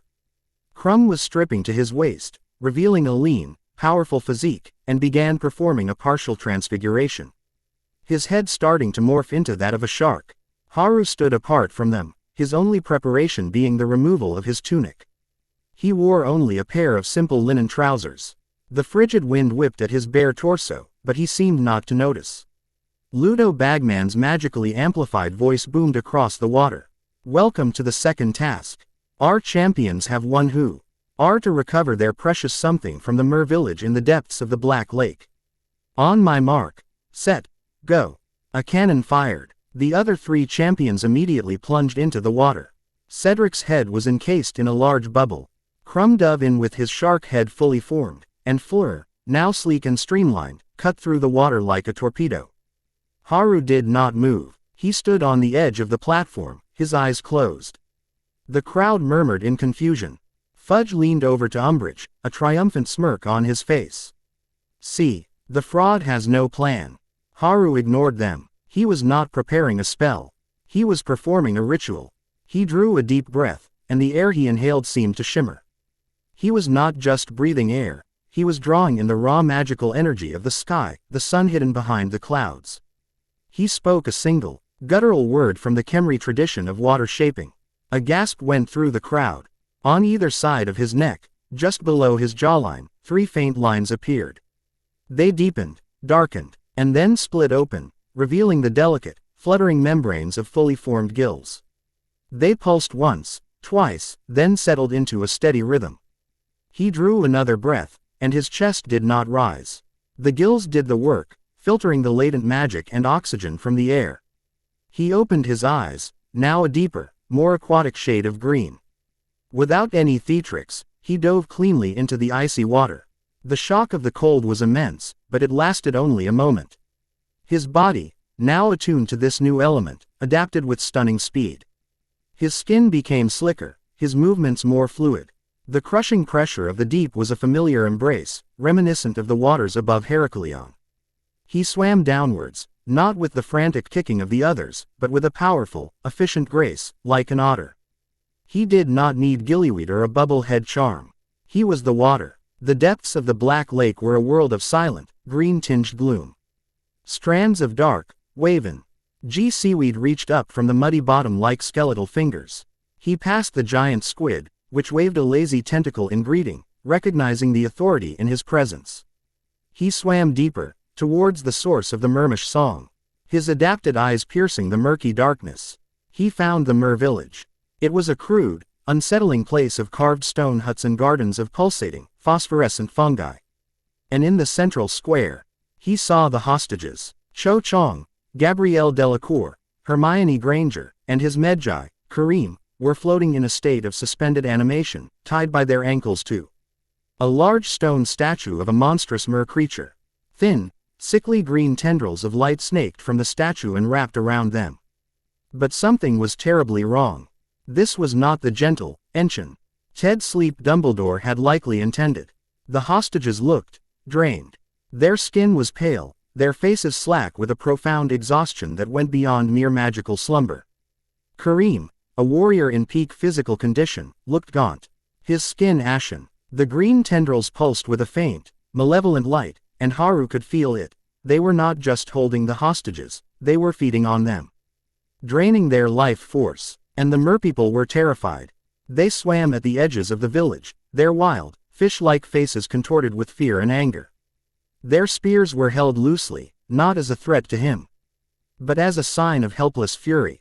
The mer chieftainess, a wizened creature with a crown of woven fish bones, saw him approach. She swam forward, her face a mixture of fear and desperation. "You are the Land Walker King," she hissed in the same ancient dialect as the egg's song, her voice a series of clicks and whistles in his mind. "The Sky Falcon who commands the beasts." "I am," Haru replied in the same tongue. A feat that made her piscine eyes widen. What is this? This was meant to be a simple task. Your magic is tainted, not ours, she snarled, pointing a webbed, clawed hand at the statue. The hairless ones from your dry world. The ones in gray robes. They came before the task. They said the sleep spell was too weak. They brought their own magic. A dark artifact. She pointed towards a small, dark cave just beyond the village square. They anchored the chains to it. It feeds. It makes our waters sick. It poisons our young. They said if we interfered, they would destroy our spawning grounds.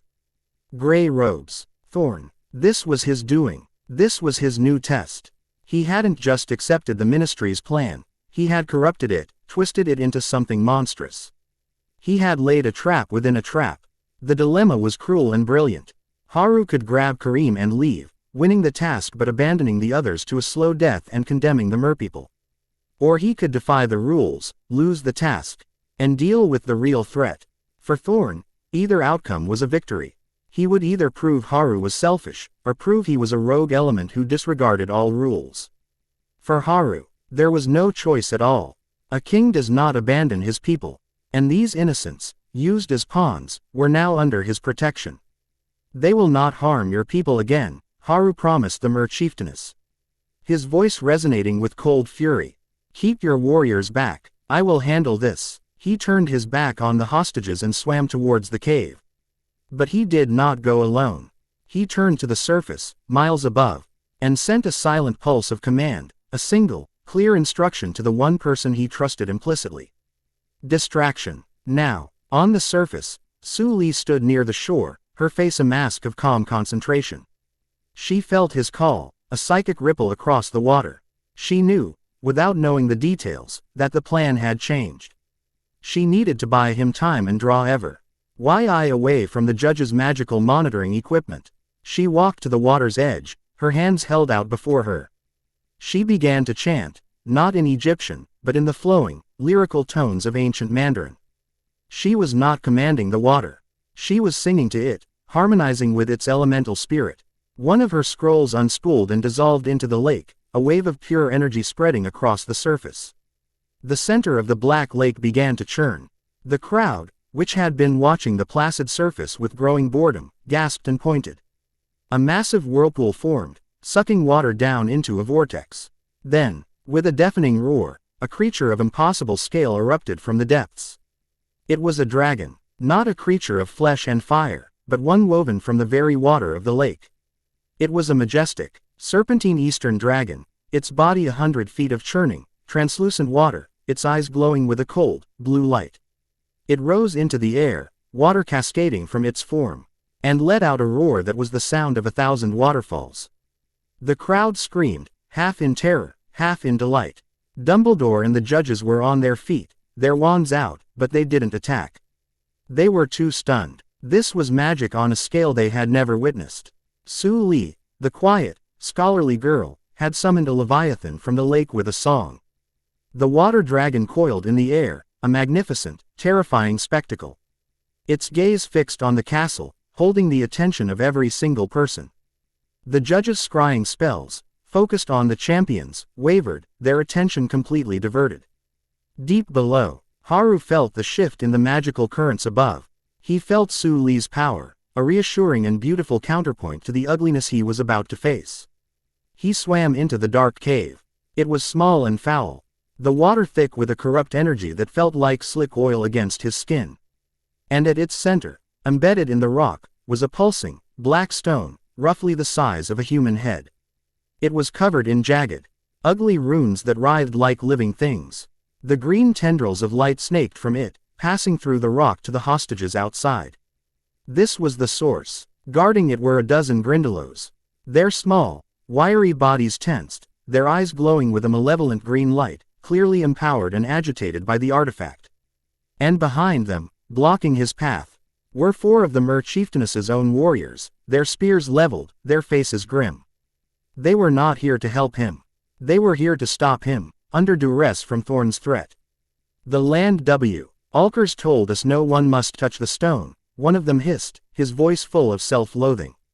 Forgive us, Sky Falcon. We must protect our young. Haru's expression hardened. He understood their plight, but they were in his way.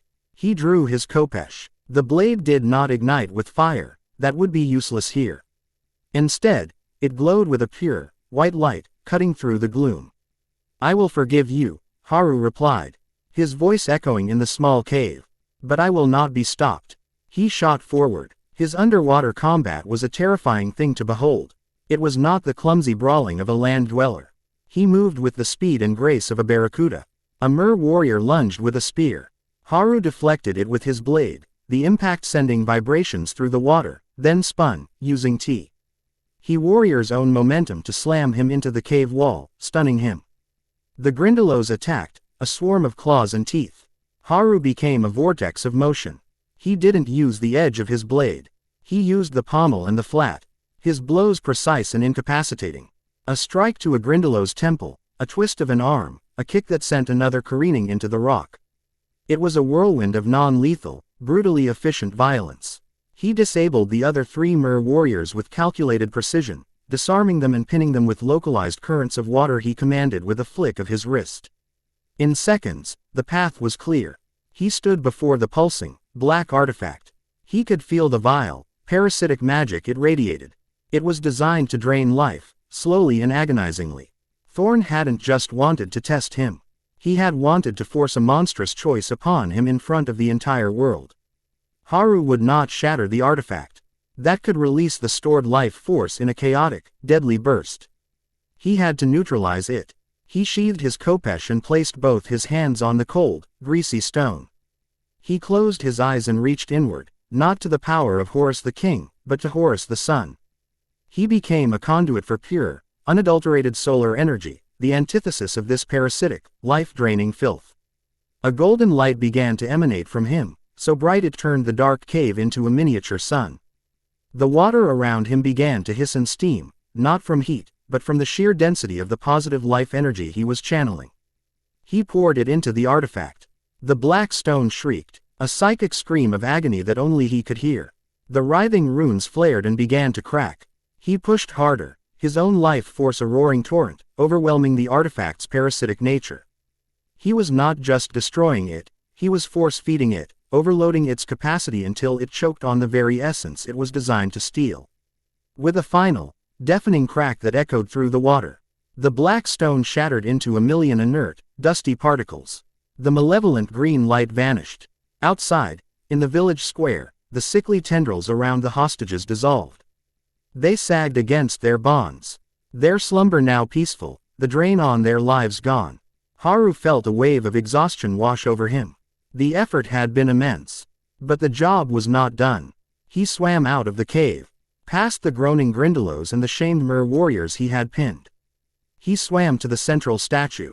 The timer in his mind told him he had been down here for nearly the full hour. He ignored his own hostage. He ignored Hermione and Cho. He swam directly to the smallest figure, Gabrielle Delacour. The girl looked the most fragile, the most drained by the artifact. He sliced her bonds with a flick of his glowing khopesh, gathered her limp form in his arms, and began his ascent. He broke the surface with a great gasp, his gills sealing shut as he took his first breath of air. The cannon fired, signaling the end of the task. He had failed the time limit. The water dragon summoned by Suli, its purpose served, dissolved back into the lake with a final, majestic sigh. The crowd, their attention snapping back to the champions, saw him. He was not holding his own hostage. He was holding Fleur Delacour's. He swam to the platform, where Fleur was being wrapped in a blanket, weeping with frustration and fear. Convinced she had failed to save her sister. When she saw Haru emerge with Gabrielle, her face went from despair to disbelief, then to a dawning, overwhelming gratitude. Haru handed the unconscious girl to her sister. Fleur clutched Gabrielle, tears streaming down her face. "She is safe. You saved her. She is weak, but she will recover," Haru said, his voice rough with exhaustion. He pulled himself onto the platform, his body slick with water, his chest heaving. Cedric and Crumb had already returned with their own hostages, who were now sputtering back to consciousness. They stared at him, confused. Dumbledore floated over, his face a complex mask of relief, concern, and deep, profound worry. "Harry, you were the last one back. And you have returned with the wrong hostage." I returned with the one who was in the most danger, Haru corrected him, his voice carrying across the now quiet water. He looked directly at the judges, at Fudge and Umbridge, his gaze like chips of ice. The hostages were not in an enchanted sleep. They were being slowly drained of their lives by a cursed artifact. A piece of dark magic not sanctioned by the rules of this tournament. A wave of shocked murmurs went through the crowd. Fudge's face turned purple. Lies. Slander. He sputtered. Is it? Haru challenged. He turned to the Mer-Chieftainess, who had surfaced near the platform. Her wild face grim. He addressed her in Murmish. Tell them what was done to your waters. Tell them of the men in gray. The Mer-Chieftainess fixed her baleful gaze on Dumbledore. He speaks the truth. Landwalker King, she hissed, her voice magically carrying to all. Your game brought a plague to our home. The Sky Falcon cleansed it. Our debt is to him, not to you. The accusation hung in the air, undeniable. Dumbledore looked horrified. He had been played. His tournament had been used as a cover for an act of dark magic. The judges awarded Haru almost no points for the task. He had failed the primary objective and flagrantly disregarded the time limit. He officially came in last place. But as he stood on the platform, wrapped in a blanket Suli handed him, he saw he had won something far more valuable. Fleur Delacour was looking at him not with contempt, but with a fierce, grudging respect and a debt of honor. The merpeople now considered him an ally, a king who kept his promises. And in Dumbledore's eyes, he saw a flicker of fear, the realization that he was not the only one playing a long game on this board, and that the other players' moves were far more decisive. Haru had lost the battle for points, but he had won a crucial victory in the war that was brewing just beneath the surface of this sham tournament. And somewhere in the shadows, he knew Tiberius Thorn was watching. His brilliant plan in ruins, forced to acknowledge that he was not dealing with a chaotic anomaly, but with a king who commanded a frightening and unbreakable form of order all his own. Chapter 5. The Serpent in the Graveyard. The aftermath of the second task was a quiet storm. The Daily Prophet, under Fudge's thumb, spun the story as a heroic success for Cedric Diggory. And a dismal failure for the unstable Potter boy, conveniently omitting any mention of a cursed artifact or the Mer-Chieftainess's testimony. But they could not suppress the truth within the castle walls. Whispers of what had truly happened in the lake spread like wildfire. Haru's public failure had, paradoxically, earned him more respect than his victory with the dragon. He hadn't just competed, he had acted. He had chosen honor over points, protecting the innocent at his own expense. Fleur Delacour, once his most vocal detractor, now offered him curt but sincere nods when they passed. Crumb watched him with a new, speculative intensity. Even Cedric seemed to have lost some of his righteous anger, his expression now more confused than hostile. For Haru and Suli, the incident was a confirmation. Thorn was not just an observer, he was an active, malevolent player, willing to endanger children to test his theories. The ministry was not just incompetent, it was corruptible. And Dumbledore, for all his power, was reactive, constantly cleaning up messes rather than preventing them. They were truly on their own. The nightmare of the serpent returned, more vivid and vicious than before. Haru would wake in the pre-dawn chill, the memory of a cold, hissing voice promising cosmic annihilation still echoing in his soul. He saw flashes of a gaunt, pale man with red eyes, his face Kanto. RTED in a rictus of pain and ecstasy as the formless chaos of the serpent coiled around his being. The man was a vessel, a gateway. The name Voldemort surfaced in the visions, a name Haru knew only from the stories of his infancy. The name of the wizard who had murdered the parents he'd never known and given him the scar on his forehead. This Voldemort was no mere Dark Lord. He was becoming an Ava. Tar for something far older and more terrible. He is the snake who brought us here, Suli concluded one evening, as she analyzed the patterns of his nightmares, which she had recorded using a dream sight scroll. This Voldemort, he, or one of his followers, put your birth name in the goblet. The tournament is not the goal. You are. He wants you here, for a specific purpose. The third task, Haru said. The pieces clicking into place with grim certainty. It is the final move. The perfect opportunity to isolate me from the castle, from my guards, and from you. It's a maze, Suli confirmed, pointing to a diagram she had divined from the subtle shifts in Hogwarts ward stone energies. The castle itself was being prepared. Hedges grown on the Quidditch pitch. A classic trope. It is designed to separate the champions. At its center will be the trophy, the goal of the tournament. She looked at him, her dark eyes sharp and serious. The trophy will be a portkey. It was a simple, elegant, and deadly trap. The culmination of the entire tournament was designed to be a kidnapping. Then we will not be separated, Haru stated, his decision absolute. He looked at the diagram of the maze, not as a series of pathways, but as a battlefield. We enter together. It is against the rules, Suli pointed out, though there was no real objection in her voice. The rules have been irrelevant from the beginning, Haru countered. They were written by our enemies and are enforced by fools. We make our own. He traced a path on her diagram with his finger. You are the strategist. You will navigate. I will be the force that clears the path. We do not race the other champions. We race the trap. They spent the final weeks in intense preparation, but not on spells for defeating magical beasts or solving riddles. Suli used her profound understanding of magical energy to map the maze from afar. She sat for hours in their cove, her eyes closed, her mind projected outwards, feeling the subtle flow of magic being woven into the high green hedges. She identified magical signatures, pinpointing the locations of enchanted creatures and bewitched obstacles. She was not just creating a map, she was creating a tactical overlay, marking threats, safe zones, and energy fluxes. Haru's preparation was simpler, and more deadly. He sparred. For hours each day, he and Captain Kala dueled in the clearing, their kopeshes ringing like bells. It was not a sport. It was a dance of death, a honing of instinct and reflex until his blade was an extension of his own body. He fought not with the wild, explosive bursts of power he had used on the dragon, but with a cold, terrifying efficiency, his movements economical, his strikes precise. He was sharpening himself into a weapon, ready for the close. Brutal combat he knew was coming. The evening of the third task was heavy with a staged, electric anticipation.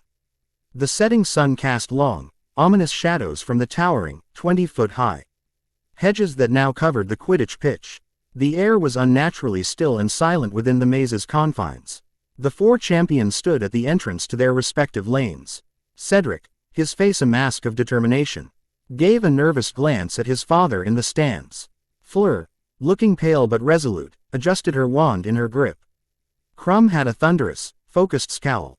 Haru stood calm and ready, his kopesh at his hip, his eyes not on the maze, but on the dying light in the sky.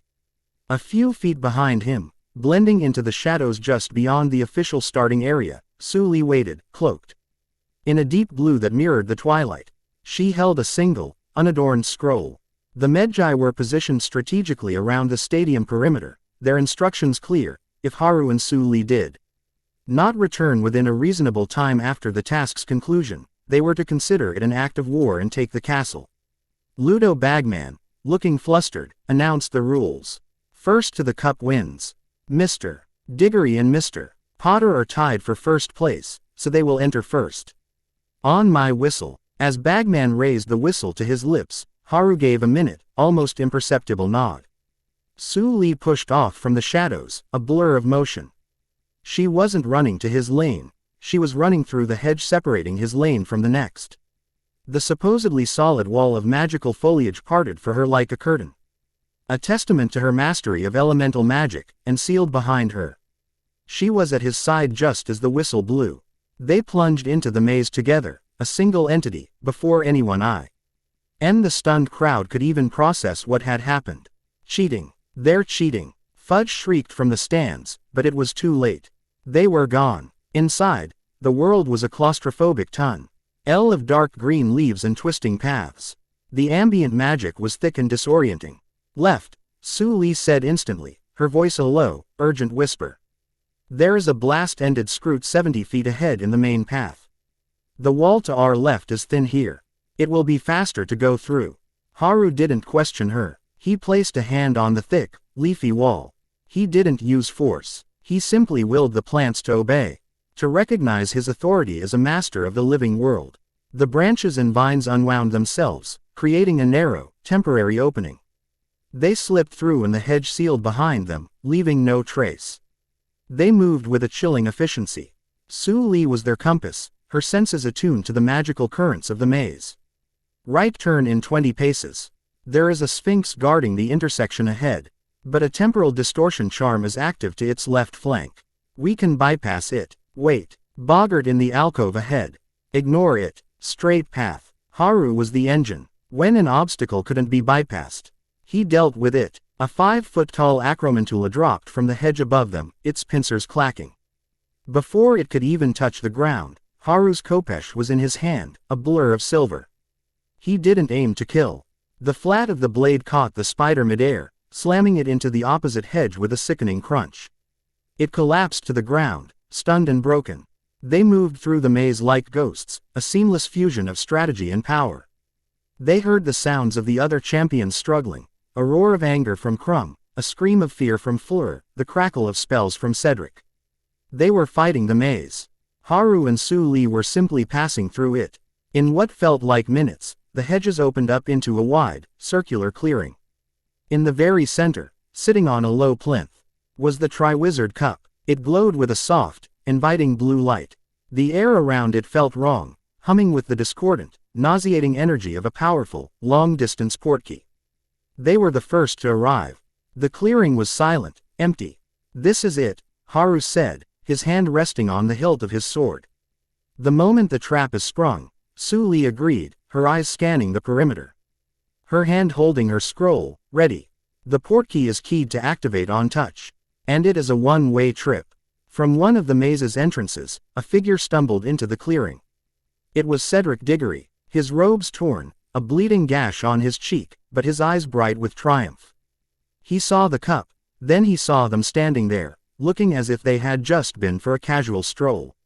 His triumph faltered, replaced by confusion. How did you get here so fast?" He stammered. "We took a more direct path," Haru said simply. He looked at Cedric, at his honest, earnest face. He was a pawn in this. Nothing more. An innocent. Haru felt a pang of something akin to pity. A new sound reached them.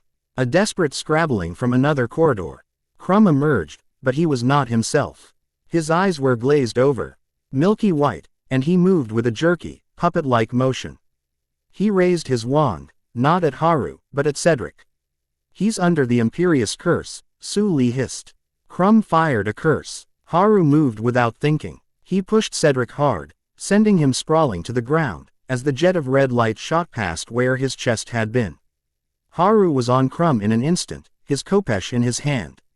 He didn't strike. He slammed the pommel of his sword into the side of Crumb's head with precise, calculated force. The Durmstrang champion crumpled, unconscious, the curse broken. Cedric scrambled back to his feet, his wand out, his face pale with shock. He tried to kill me. He was not in control of his own actions," Haru said, his gaze fixed on the cup. The trap was growing more complex. Someone is trying to clear the board, to ensure only one person reaches the goal. He looked at Cedric, and that person is supposed to be me. Cedric stared from the unconscious Crumb to the glowing cup, then to Haru. The truth of the situation, the sense of a vast, unseen conspiracy, was finally dawning on him. "What is going on, Potter?" he asked, his voice shaking slightly. "My name is Haru, and this," Haru said, gesturing to the cup, "is not a trophy.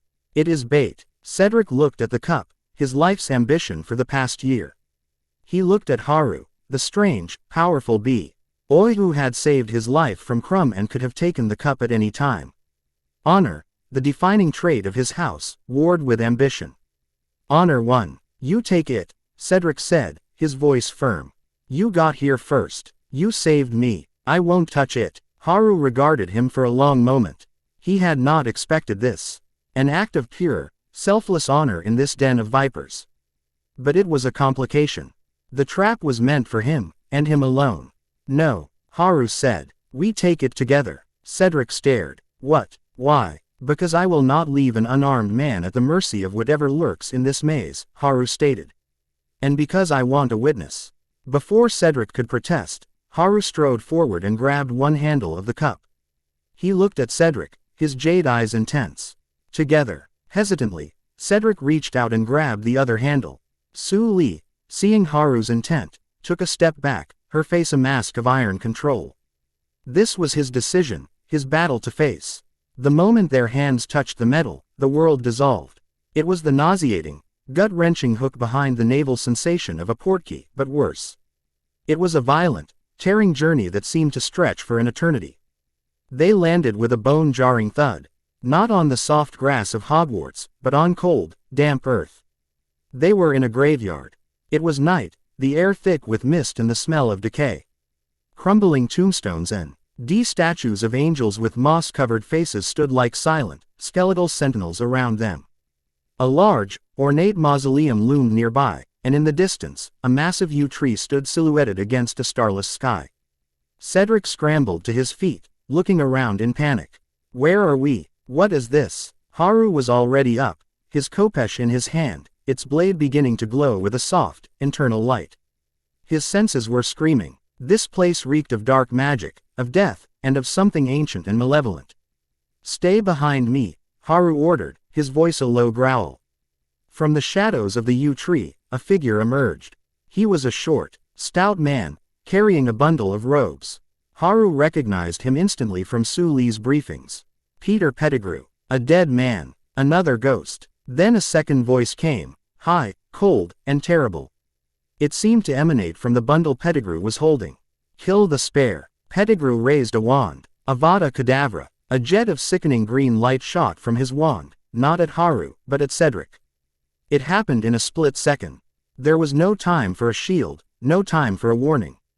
Cedric Diggory, the popular, honorable Hufflepuff champion, took the curse square in the chest. His eyes went wide with a final, uncomprehending shock, and he fell to the ground with the limp, final thud of a puppet whose strings had been cut. Dead before he hit the ground. A wave of cold fury, pure and absolute, washed through Haru. He had tried to save him. He had brought him here as a witness, and had only succeeded in getting him killed. The failure was a physical weight, a stone in his gut. Before his rage could consume him, a third figure appeared, seemingly out of nowhere. It was a man with a crazed look in his eyes, a mess of straw-colored hair, and a prosthetic leg that clunked on the ground. Barty Crouch Jr., the man who had been impersonating Alistair Moody all year. He had his own wand out.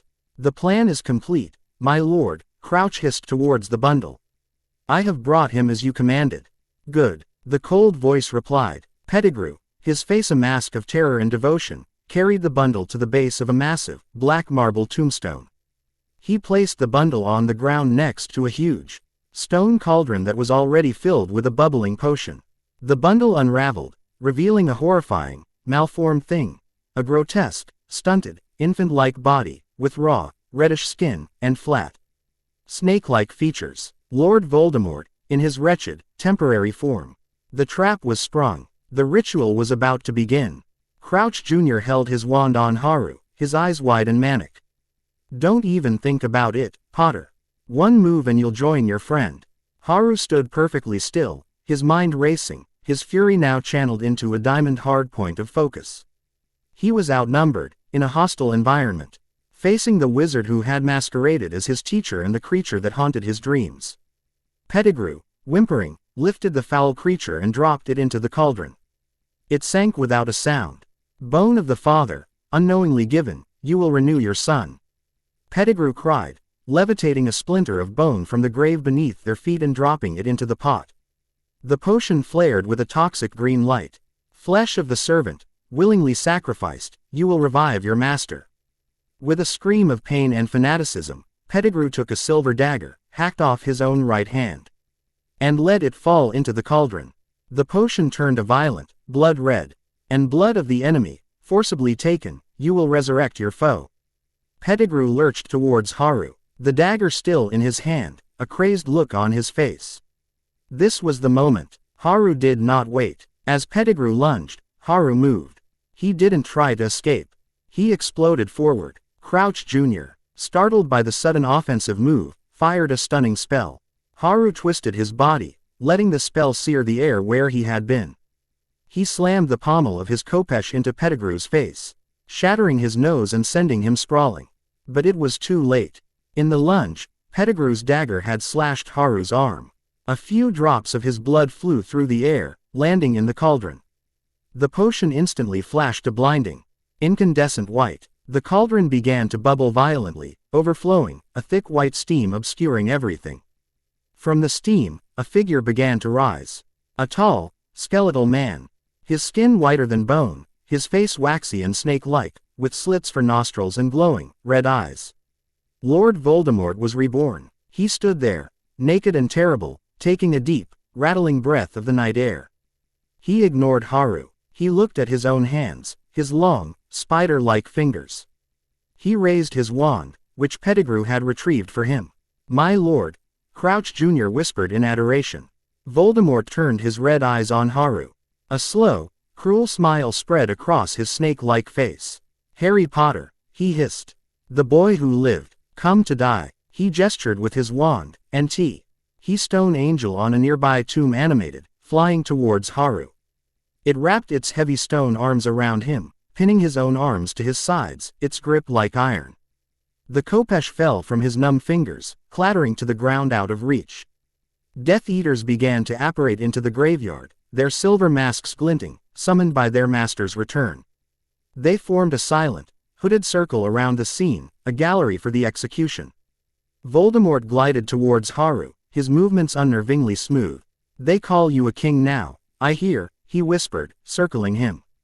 "An Egyptian pharaoh. You command dragons, they say. But you cannot command death." He stopped in front of Haru, his red eyes burning with a triumph that was centuries in the making. "You have been a thorn in my side for too long. Tonight, we settle the score. There will be no mother's love to save you. We will duel, as wizards. I want to feel you die." He raised his wand. "Imperio," he hissed. He wanted to make Haru bow. The curse hit Haru, and for a moment, a blissful, welcoming voice filled his mind, telling him to kneel, to submit. It was a siren song of surrender. But in the back of his mind, the serpent's hiss echoed, "I will devour the sun." And behind that, the golden, imperious cry of a hawk. The divine spark of Horus roared to life within him, a furnace of pure will. Haru did not bow. He laughed. It was a cold, sharp, humorless sound that cut through the graveyard's silence. It was not the laugh of a frightened boy. It was the laugh of a king looking at a pretender. Voldemort's eyes widened in fury. His curse, one of the three unforgivables, had failed. "You resist," he snarled. "Your will is a child's tantrum compared to the forces I command," Haru said, his voice ringing with a power that made the Death Eaters shuffle nervously. The stone angel holding him began to crack, hairline fractures spreading across its surface from the sheer pressure of the power radiating from him. "Lies!" Voldemort shrieked, his composure shattering. "You are a boy playing with powers you do not understand." Crucio. The torture curse hit Haru full force. Agony, white-hot and absolute, flooded his every nerve. It was the pain of 1,000 burning knives. But he did not scream. He gritted his teeth, his body trembling violently, and focused on the rage. The rage at Cedric's senseless death. The rage at this arrogant, monstrous creature before him. He channeled the pain, feeding it into the divine fire within him. The stone angel pinning him exploded outwards in a shower of granite shrapnel. Haru stood free, his body shaking, but his eyes blazing with golden light. "My turn," he growled. He didn't need his khopesh. He raised his hand, and a bolt of pure, white sunlight, impossible in the dead of night, shot from his palm. It wasn't a spell, it was raw, unadulterated power. Voldemort, shocked, threw up a shield charm. The sunlight slammed into it, and the shield buckled, cracking like glass. "You see now, don't you?"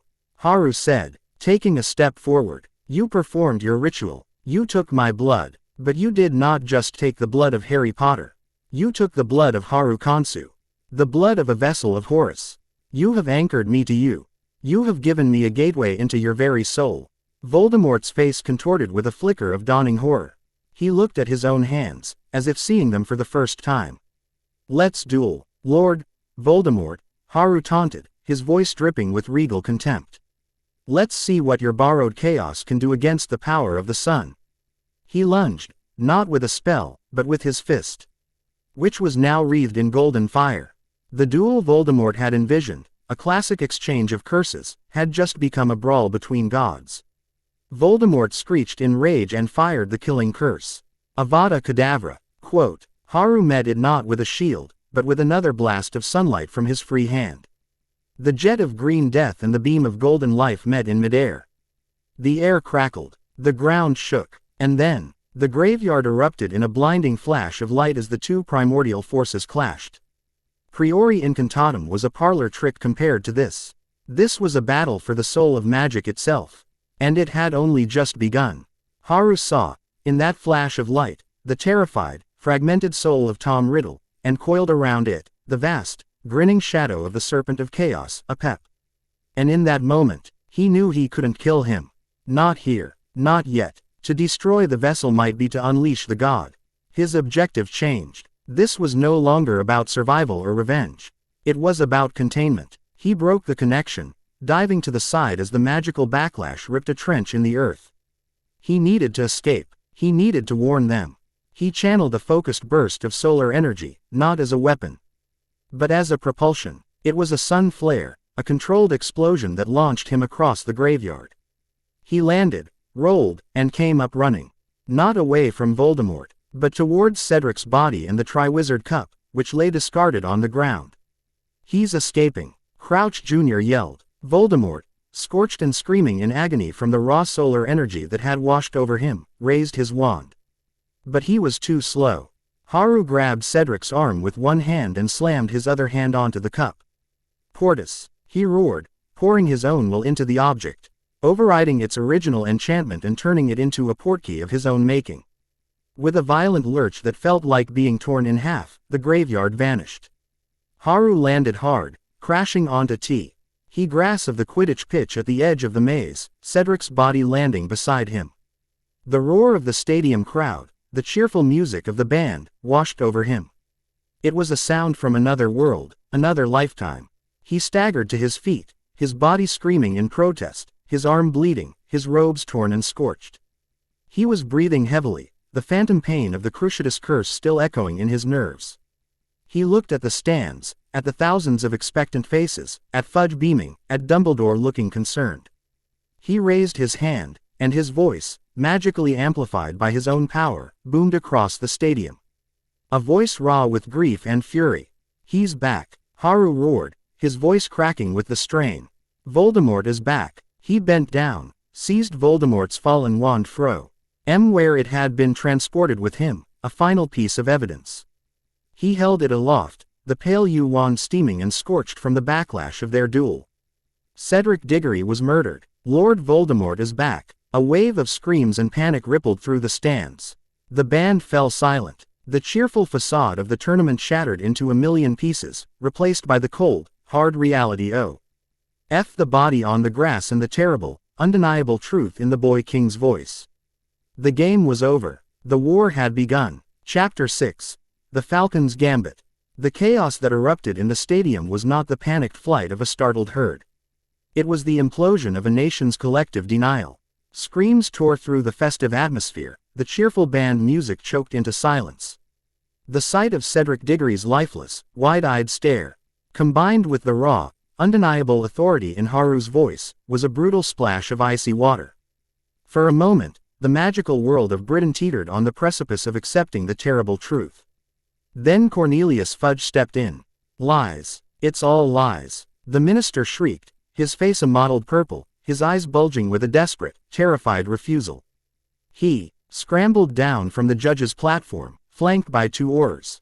"The boy is hysterical, delusional. Cedric's death was a tragic accident in the maze. He's trying to sow panic."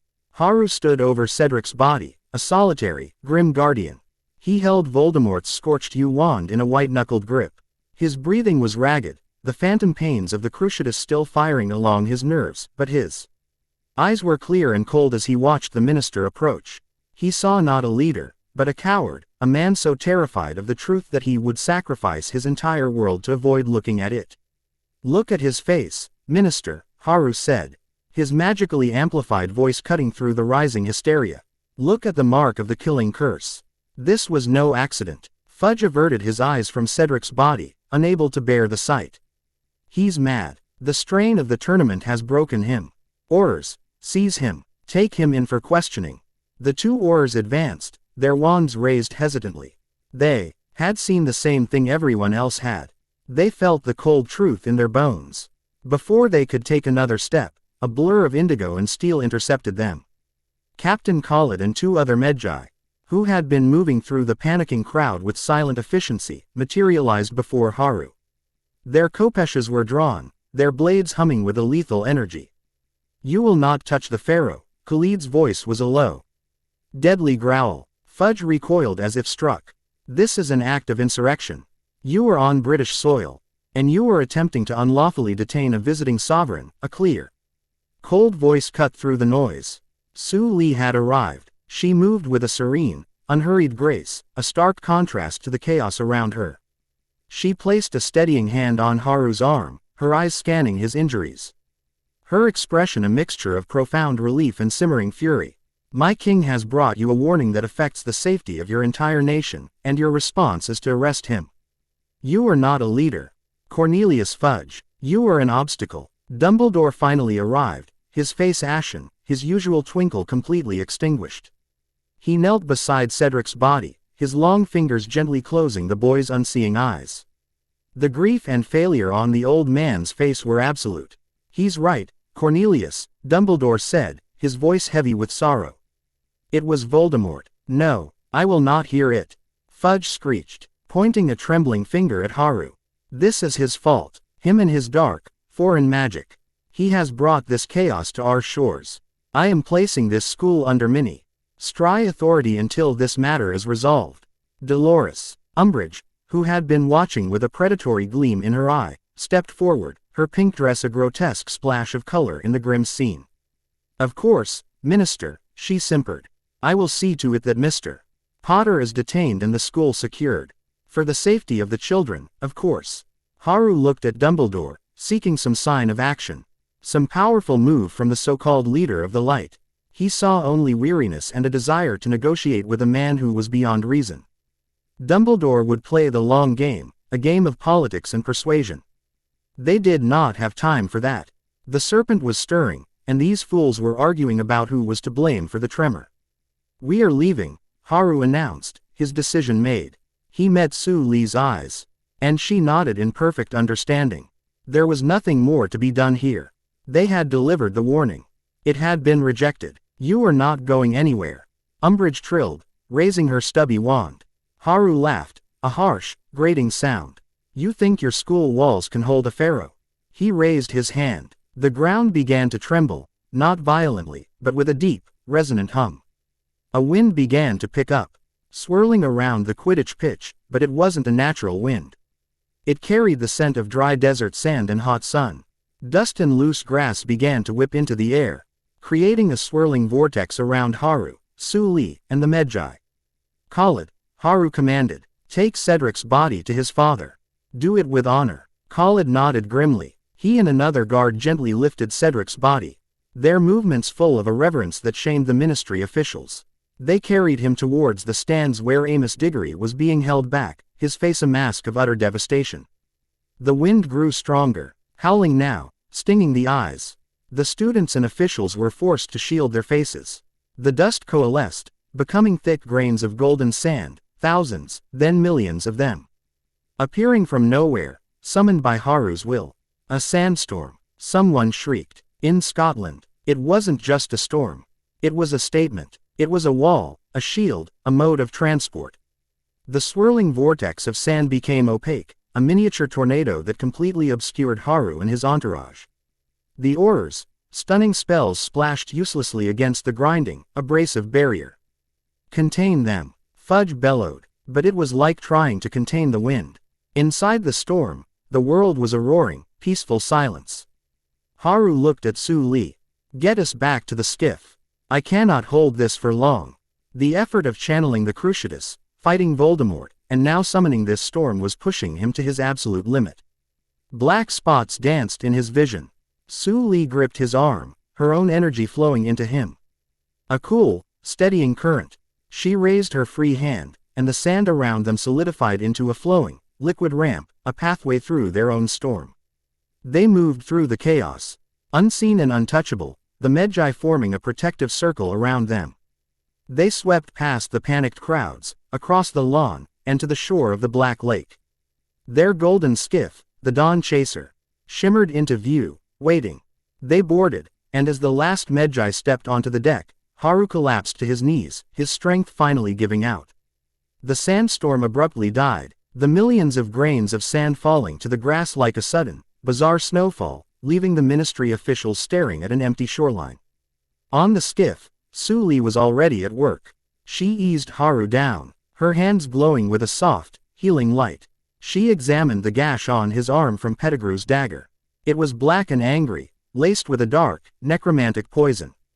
A cursed blade, crude, but effective. She began to chant in a low, complex Mandarin, weaving spells of purification to counteract the poison. Haru gritted his teeth, the pain a distant thing now. Thorn, he managed to gasp out. This changes his game. We are no longer an anomaly. We are fugitives. Let him hunt, Suli said, her voice tight with cold fury as she worked. We will not be the prey. We will be the falcon. It is time we went on the offensive. They were fugitives. The Daily Prophet the next morning screamed it in 20-inch headlines. Potter dangerous and deranged. Ministry issues arrest warrant. The official narrative was set in stone. Harry Potter, his mind broken by the tournament, had murdered Cedric Diggory in a fit of jealous rage and concocted a wild story about the Dark Lord's return to cover his tracks. He and his foreign thugs were now considered enemies of the state. Dumbledore's dissenting voice was buried in page 17, framed as the ramblings of a man losing his grip. Tiberius Thorne's Department of Sacrosanct Order was officially greenlit to lead the manhunt, given carte blanche to use any means necessary to neutralize the threat. Hogwarts was placed under a soft martial law, with Umbridge as its undisputed master, her educational decrees appearing on the walls like fungal growths. They couldn't stay on the lake. The ministry would eventually muster a force large enough to breach their wards. They needed to disappear. We wage a war of information, Suli declared 2 nights later. She stood before a large, shimmering map of Britain projected from one of her scrolls. Haru, his arm bandaged and his strength slowly returning, sat at the table, watching her. They were in a new location, a sea cave on a desolate, storm-racked island off the coast of Scotland. Their skiff hidden by powerful illusionary wards. Fudge's power rests on one thing: belief. The people believe the ministry keeps them safe. They believe the prophet. If we shatter that belief, his authority crumbles. And how do we do that?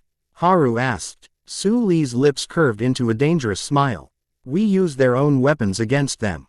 We need a mouthpiece. Someone with no credibility, who will print anything for a story. Someone everyone reads but no one trusts. Rita Skeeter, Haru realized. Precisely, Suli confirmed. During the weighing of the wands, I noticed she was unregistered animagus, a beetle. Quite clever. I persuaded her that it would be in her best interest to cooperate with us in the future. She produced a small, enchanted jar. A tiny beetle buzzed angrily within.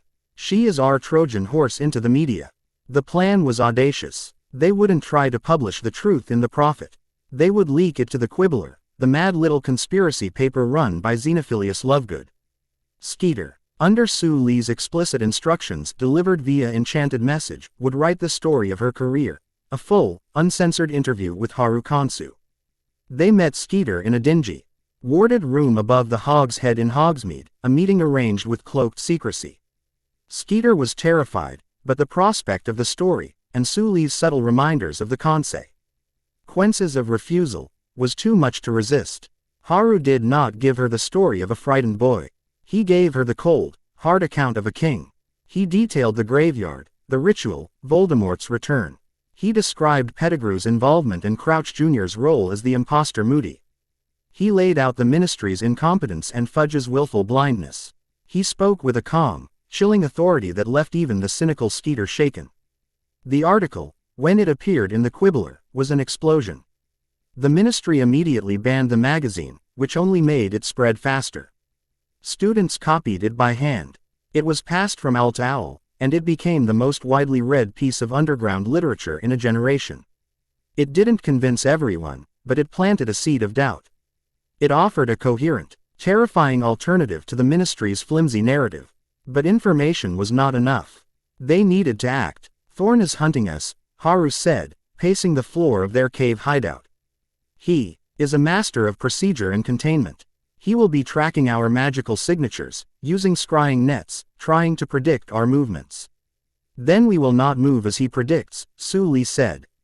We will give him something to chase. Their campaign of strategic strikes began. It was a masterclass in misdirection. The Weasley twins, Fred and George, who had reached out to them through a secret channel, utterly disillusioned with the Ministry, became their agents on the ground. Using a two-way mirror Haru had acquired, they coordinated.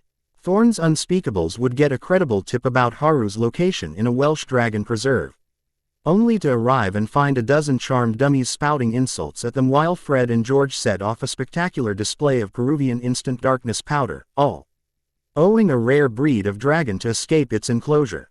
A day later, a high-level Ministry official known to be on Thorn's payroll would find his entire collection of rare potions transfigured into flobberworm mucus. Small acts of chaos, designed to humiliate the Ministry, stretch Thorn's resources thin, and make him look foolish. But the real goal was something far more ambitious. The vision I had, Haru said to Suli, his voice low. The one Dumbledore had, of Voldemort seeking a weapon. He was in the Ministry. In a hall of prophecies. Suli's eyes lit up with understanding. The Department of Mysteries. Voldemort wants the prophecy that concerns him and me, Haru reasoned. That's why he lured me to Britain. He couldn't retrieve it himself. But now that he has a body, he will try. The Ministry's denial gives him the perfect cover. So we force the issue, Suli breathed, the sheer audacity of the plan dawning on her. We force a confrontation inside their own headquarters. We make them see him. Not just see him, Haru said, his gaze hardening. I want to broadcast his return to every magical being in Britain.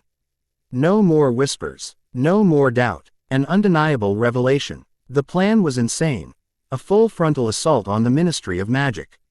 Not to fight, but to reach the Department of Mysteries and use its unique magical properties for their own ends. They infiltrated the Ministry at night, using the public entrance, a red telephone box.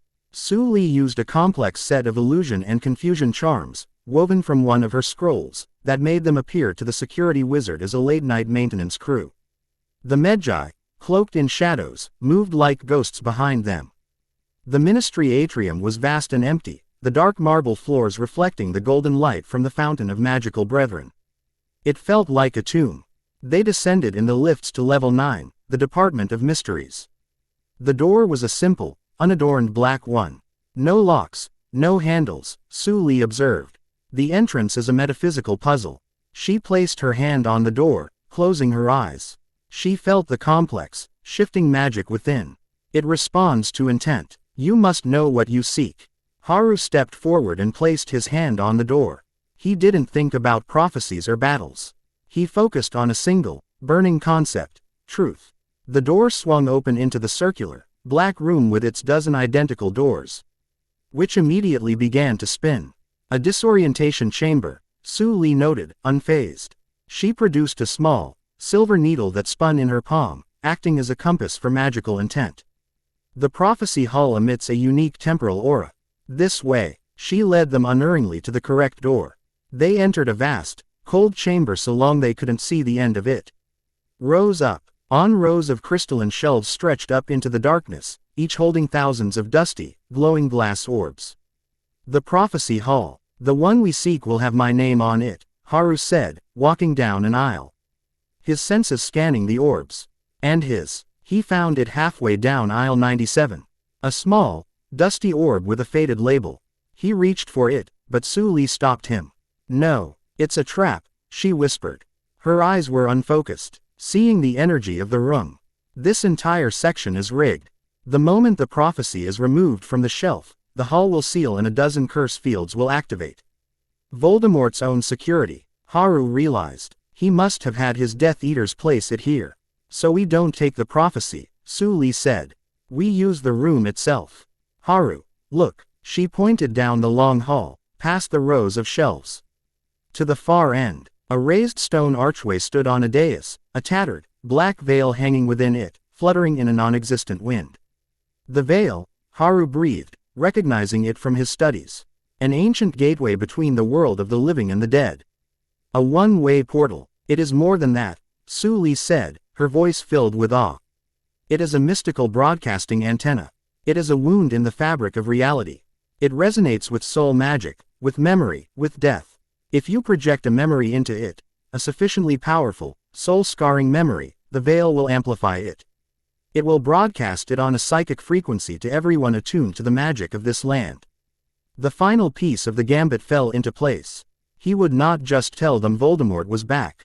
He would show them. Do it, Haru said. Suli nodded. She and the Magi took up defensive positions, watching the entrance. This would take all of his concentration. Haru walked towards the veil. The whispers grew louder, calling to him. Voices of the dead, promising peace. He ignored them. He stood before the archway, the air cold on his face, and reached into his own mind. He pulled forth the memory of the graveyard. Not as a story, but as a living, breathing moment. The terror, the pain of the Cruciatus. The sickening green light of the killing curse. The sight of Voldemort's monstrous, rising form. The cold, dead weight of Cedric's body.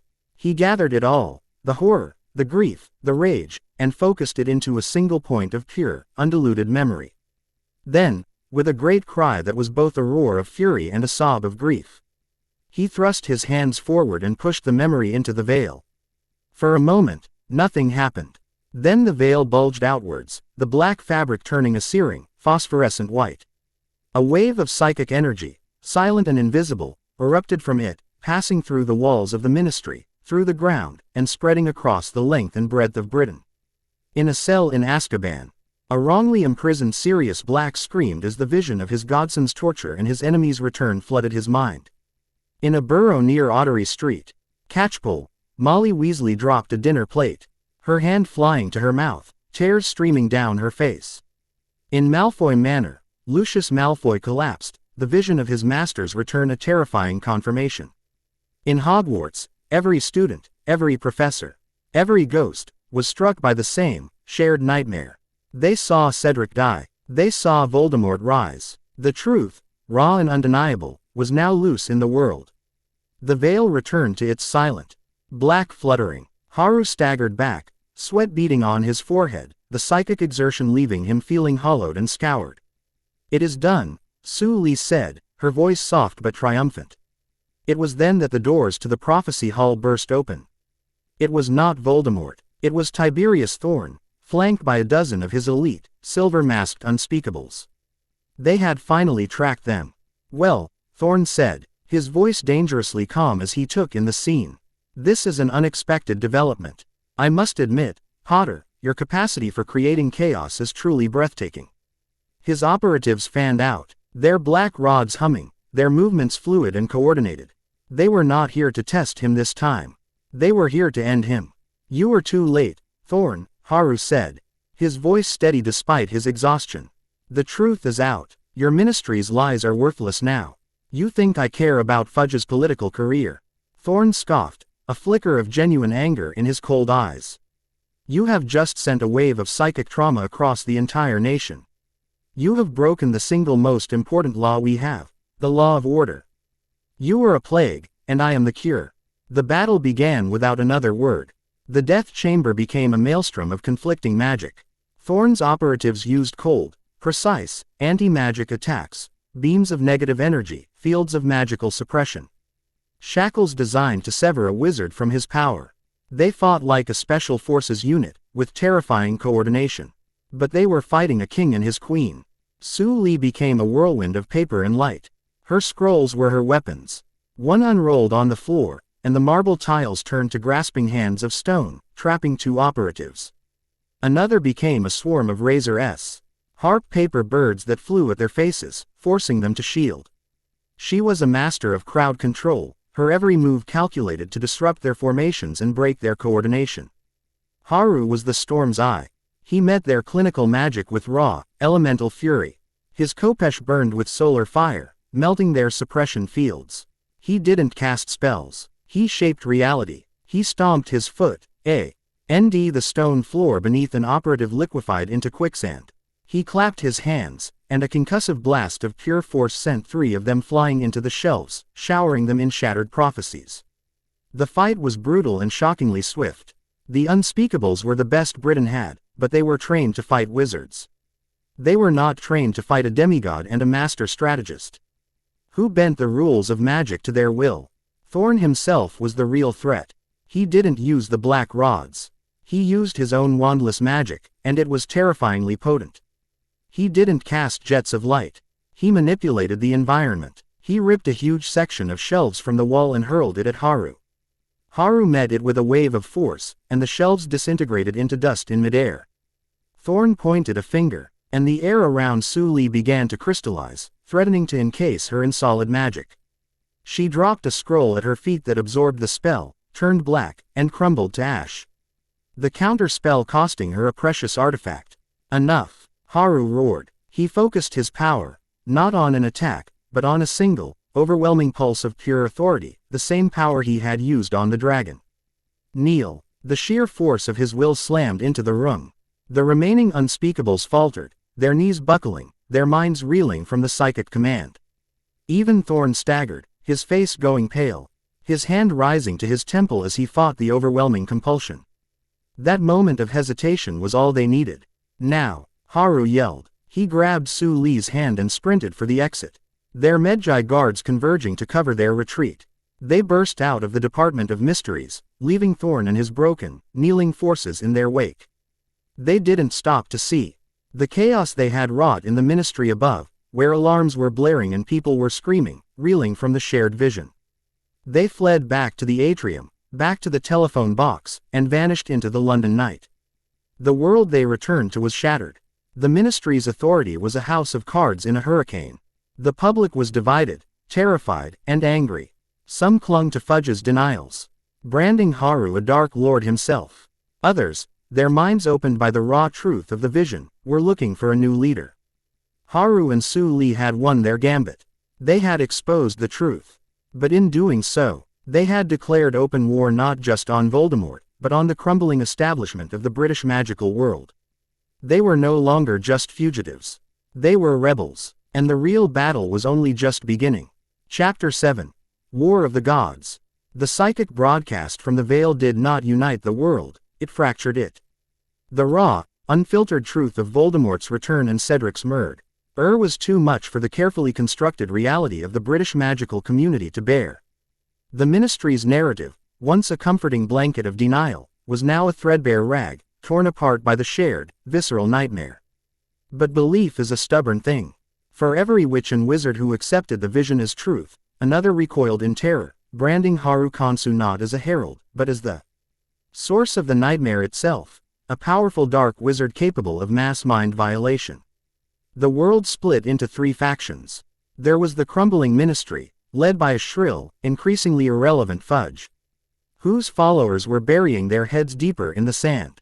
There was the nascent resistance, a terrified and disorganized collection of people who now knew the wolf was at the door, looking to Dumbledore for guidance that seemed maddeningly slow to come.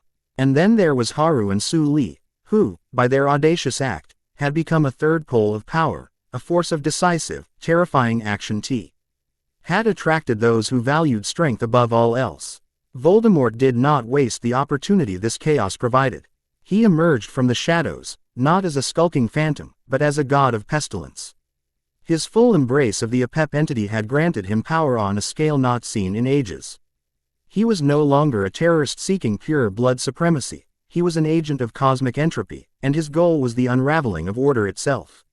The signs began as whispers, then became a scream. A strange, blighted rot swept through the ancient forests of Britain, turning trees to black, brittle glass. A magical plague descended upon the owl population, cutting off long-range communication and sowing further panic. Then came the Dementors. They abandoned Azkaban en masse, not as guards in revolt, but as a congregation flocking to a new, dark god. They swarmed over wizarding villages, their chilling presence draining the very hope from the air, a visible manifestation of the despair gripping the nation. Giants, long banished to the mountains, descended, their minds clouded by Voldemort's influence, their massive frames becoming engines of pure destruction. His army was not one of followers, but of plagues. Dumbledore and the Order of the Phoenix, the secret society he had reconvened, were caught completely off guard.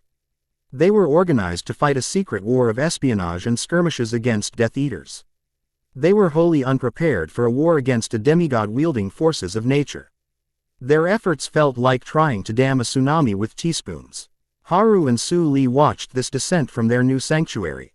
They had abandoned the Scottish coast, moving to a location so magically obscure it was not on any map. A small, uncharted island in the Irish Sea known in forgotten lore as High Brazil. An island that spent most centuries phased slightly out of mundane reality. Using a combination of Heraclean's warding arts and Suli's mastery of elemental illusion, they made the island a fortress. A bastion of calm in a world gone mad. It was here that their allies came. Not as an army, but as refugees seeking a different path. The first to arrive were Sirius Black and Remus Lupin. Sirius, cleared in the minds of those who had seen the vision of Pettigrew in the graveyard, had escaped Azkaban in the chaos. He arrived on the back of a stolen hippogriff, looking gaunt and half-mad, but with a fire of loyalty in his eyes. Remus, ostracized and impoverished by Umbridge's new anti-werewolf laws, had found his way to them through channels established by the Weasley twins. Dumbledore's plan is to wait, Sirius snarled. Pacing the smooth, dark sand of the island's central cove. He wants to gather support in the Wizengamot, to contain the damage, to fight a war of attrition. But we are not fighting a war. We are fighting an apocalypse. This Voldemort, he is not the same man I fought before. He is not a man at all, Haru said, his voice quiet. He stood by the water's edge, staring east towards the afflicted mainland. He is a vessel, a gateway for a power that wishes to unmake the world. Remus, more thoughtful and worn down by a life of hardship, looked at Haru with a searching gaze. And what are you? The stories, the power you wield, Dumbledore is afraid of it. He speaks of you as another variable, as dangerous in your own way as Voldemort. Dumbledore fears what he cannot control, Suli answered for him. Stepping forward, he sees power as a corrupting force to be restrained. We see it as a responsibility to be wielded. Voldemort uses his power to unravel the world. We will use ours to hold it together. More allies trickled in. Fleur Delacour arrived one storm-tossed night, her family's estate in France having been attacked by Voldemort's agents seeking to punish her for her perceived alliance with Haru. She was no longer the haughty, elegant champion, but a grim-faced warrior whose magical allure was now tinged with a cold, deadly anger. Victor Krum followed soon after. Having broken with his own headmaster, Karkaroff, who had fled at the first sign of his old master's return. Krum, a man of simple, brutal honor, felt a debt to Haru for freeing from the imperious curse and saw in him the only leader capable of meeting Voldemort's power with equal force. Fred and George Weasley, having spectacularly quit Hogwarts by turning a corridor into a swamp under Umbridge's nose, became their masters of supply, logistics, and, most importantly, morale, their defiant humor a vital weapon against the encroaching despair. But the most shocking arrival was Tiberius Thorn. He appeared on the edge of their wards alone, disarmed, his crisp suit tattered and stained, his face gaunt. He did not try to breach the defenses. He simply stood there, waiting to be acknowledged. Haru and Suli met him on the beach, the Medjai standing 100 feet back, their hands on their blades. My department has been dismantled, Thorn said, his voice stripped of its usual analytical coldness, leaving only a hollow, brittle exhaustion. My methods were deemed too extreme. My warnings about the nature of the threat were ignored. Fudge has declared me a traitor. For claiming the ministry was compromised. He looked at Haru, and for the first time, his eyes held not suspicion, but a desperate, terrifying clarity. I was wrong. I saw you as the chaos, the anomaly that would break our world. But I was looking at the surgeon and calling him the disease. He took a shaky breath. This entity, Voldemort, a pep, it doesn't want to rule the world. It wants to erase it. It's an extinction-level event. All the laws, all the statutes, all the order I dedicated my life to preserving, they are meaningless. You cannot negotiate with a void. So you come to us, Haru said, his expression unreadable. I come to you, Thorn confirmed, because you were the only one who understood the scale of the threat from the beginning. You are not fighting a Dark Lord. You are fighting a rival god. I have no power to offer in that battle. But I have knowledge. I know every weakness in the ministry's infrastructure. I know the Death Eaters' old networks, their safe houses, their strategies. I know how to fight the men. So that you," he looked directly at Haru, "can fight the god." The alliance was made. The war council was formed. It was a strange, eclectic group. A boy king, a brilliant strategist. A wrongly accused convict, a weary werewolf, 2 foreign champions, a pair of laughing rebels, and a disgraced spymaster. They were not an order fighting in the shadows. They were a kingdom preparing for open war. High Brazil became their war room and training ground. Suli was the undisputed commander. Her mind, capable of seeing the world as a complex matrix of energy and strategy, was perfectly suited for it. She directed their disparate forces with chilling precision. Thorne's intelligence, combined with the Weasley twins' network, allowed them to carry out surgical strikes, evacuating wizarding families from threatened areas just before a Dementor swarm hit, or sabotaging Death Eater supply lines. Fleur and Crumb became leaders of their mobile strike forces. Their dueling prowess honed into a deadly weapon. Haru's role was different. He was not a general. He was their ultimate weapon, the force they deployed when no other force would suffice. He had to fully embrace his connection to Horus, not just as a source of power, but as a mantle of divine responsibility. He spent long days in meditation, not in serene quiet, but in a focused communion with the Falcon God, learning to wield his power not in explosive bursts, but with the sustained, world-altering force required for this new scale of conflict. The first true battle took place in the skies above the English Channel. Voldemort, seeking to sever Britain from the continent entirely, had summoned a great, unnatural storm, a hurricane of magical energy filled with lightning that struck souls instead of the ground. The storm was a living thing, a manifestation of Apep's chaos. No ship or broom could pass through it. The Order of the Phoenix tried to dismantle it with complex weather modification charms. Their spells were swallowed by the storm without effect. Haru's approach was more direct. He flew into the heart of the storm on the Dawn Chaser, Suli at his side, her hands glowy as she reinforced the skiff's wards against the chaotic energy. In the eye of the hurricane, the air was thick with a shrieking, malevolent consciousness. Haru stood at the prow, his feet planted, his eyes blazing with golden light. He did not try to unravel the storm. He challenged it for dominion. He raised his hands to the sky, and from his throat came a cry that was not human, but the piercing, imperious shriek of a divine falcon. He called upon Horus, the king of the sky, and the sky answered. A dome of brilliant, blue, cloudless sky began to form around their skiff, pushing back against the black, raging storm clouds. It was a battle of wills, of two gods fighting for control of the heavens. Haru's clear sky expanded, slowly, painfully, forcing the chaos back. The black clouds boiled and churned, resisting him. But the power of order, of the sun and the sky, was absolute. The hurricane did not dissipate. It broke, shattered into 1,000 harmless thunderclouds that scattered in defeat. In the aftermath, as sunlight touched the waves of the channel for the first time in weeks, the magical world felt a shift. Dumbledore's methods had failed. The pharaohs had succeeded. For many, the choice of who to follow became startlingly clear. Voldemort, feeling the sting of this defeat, retaliated with spiteful, personal cruelty. He unleashed his forces not on a strategic target, but on a symbolic one, Hogsmeade. He knew the village held significance for the students of Hogwarts and for Dumbledore. It was a massacre. A combined force of giants and Dementors descended on the village. The giants smashing buildings while the Dementors fed on the terror of the trapped inhabitants. The Order of the Phoenix responded, and a desperate battle raged in the streets. But they were outmatched. A Dementor's kiss is not a curse that can be blocked by a simple shield. Haru's forces arrived like a thunderbolt. Suli, from a command post on a nearby hill, coordinated the attack. Crumb and his Durmstrang loyalists engaged the giants, their dark, concussive curses powerful enough to stagger the brutes. Fleur and a team of swift, agile skirmishers, including Sirius in his great black dog form, ran interference, herding civilians towards evacuation points the Weasley twins had established. Haru went for the Dementors. He walked into the village square, which was thick with the soul-sucking creatures. A swirling vortex of despair. The members of the Order of the Phoenix were falling back, their patronuses flickering and dying against the sheer number of Dementors. Haru did not cast a Patronus. A charm, even a powerful one, was a tool. A tool was insufficient. He drew upon the core of his being, the divine spark that was his birthright and his burden.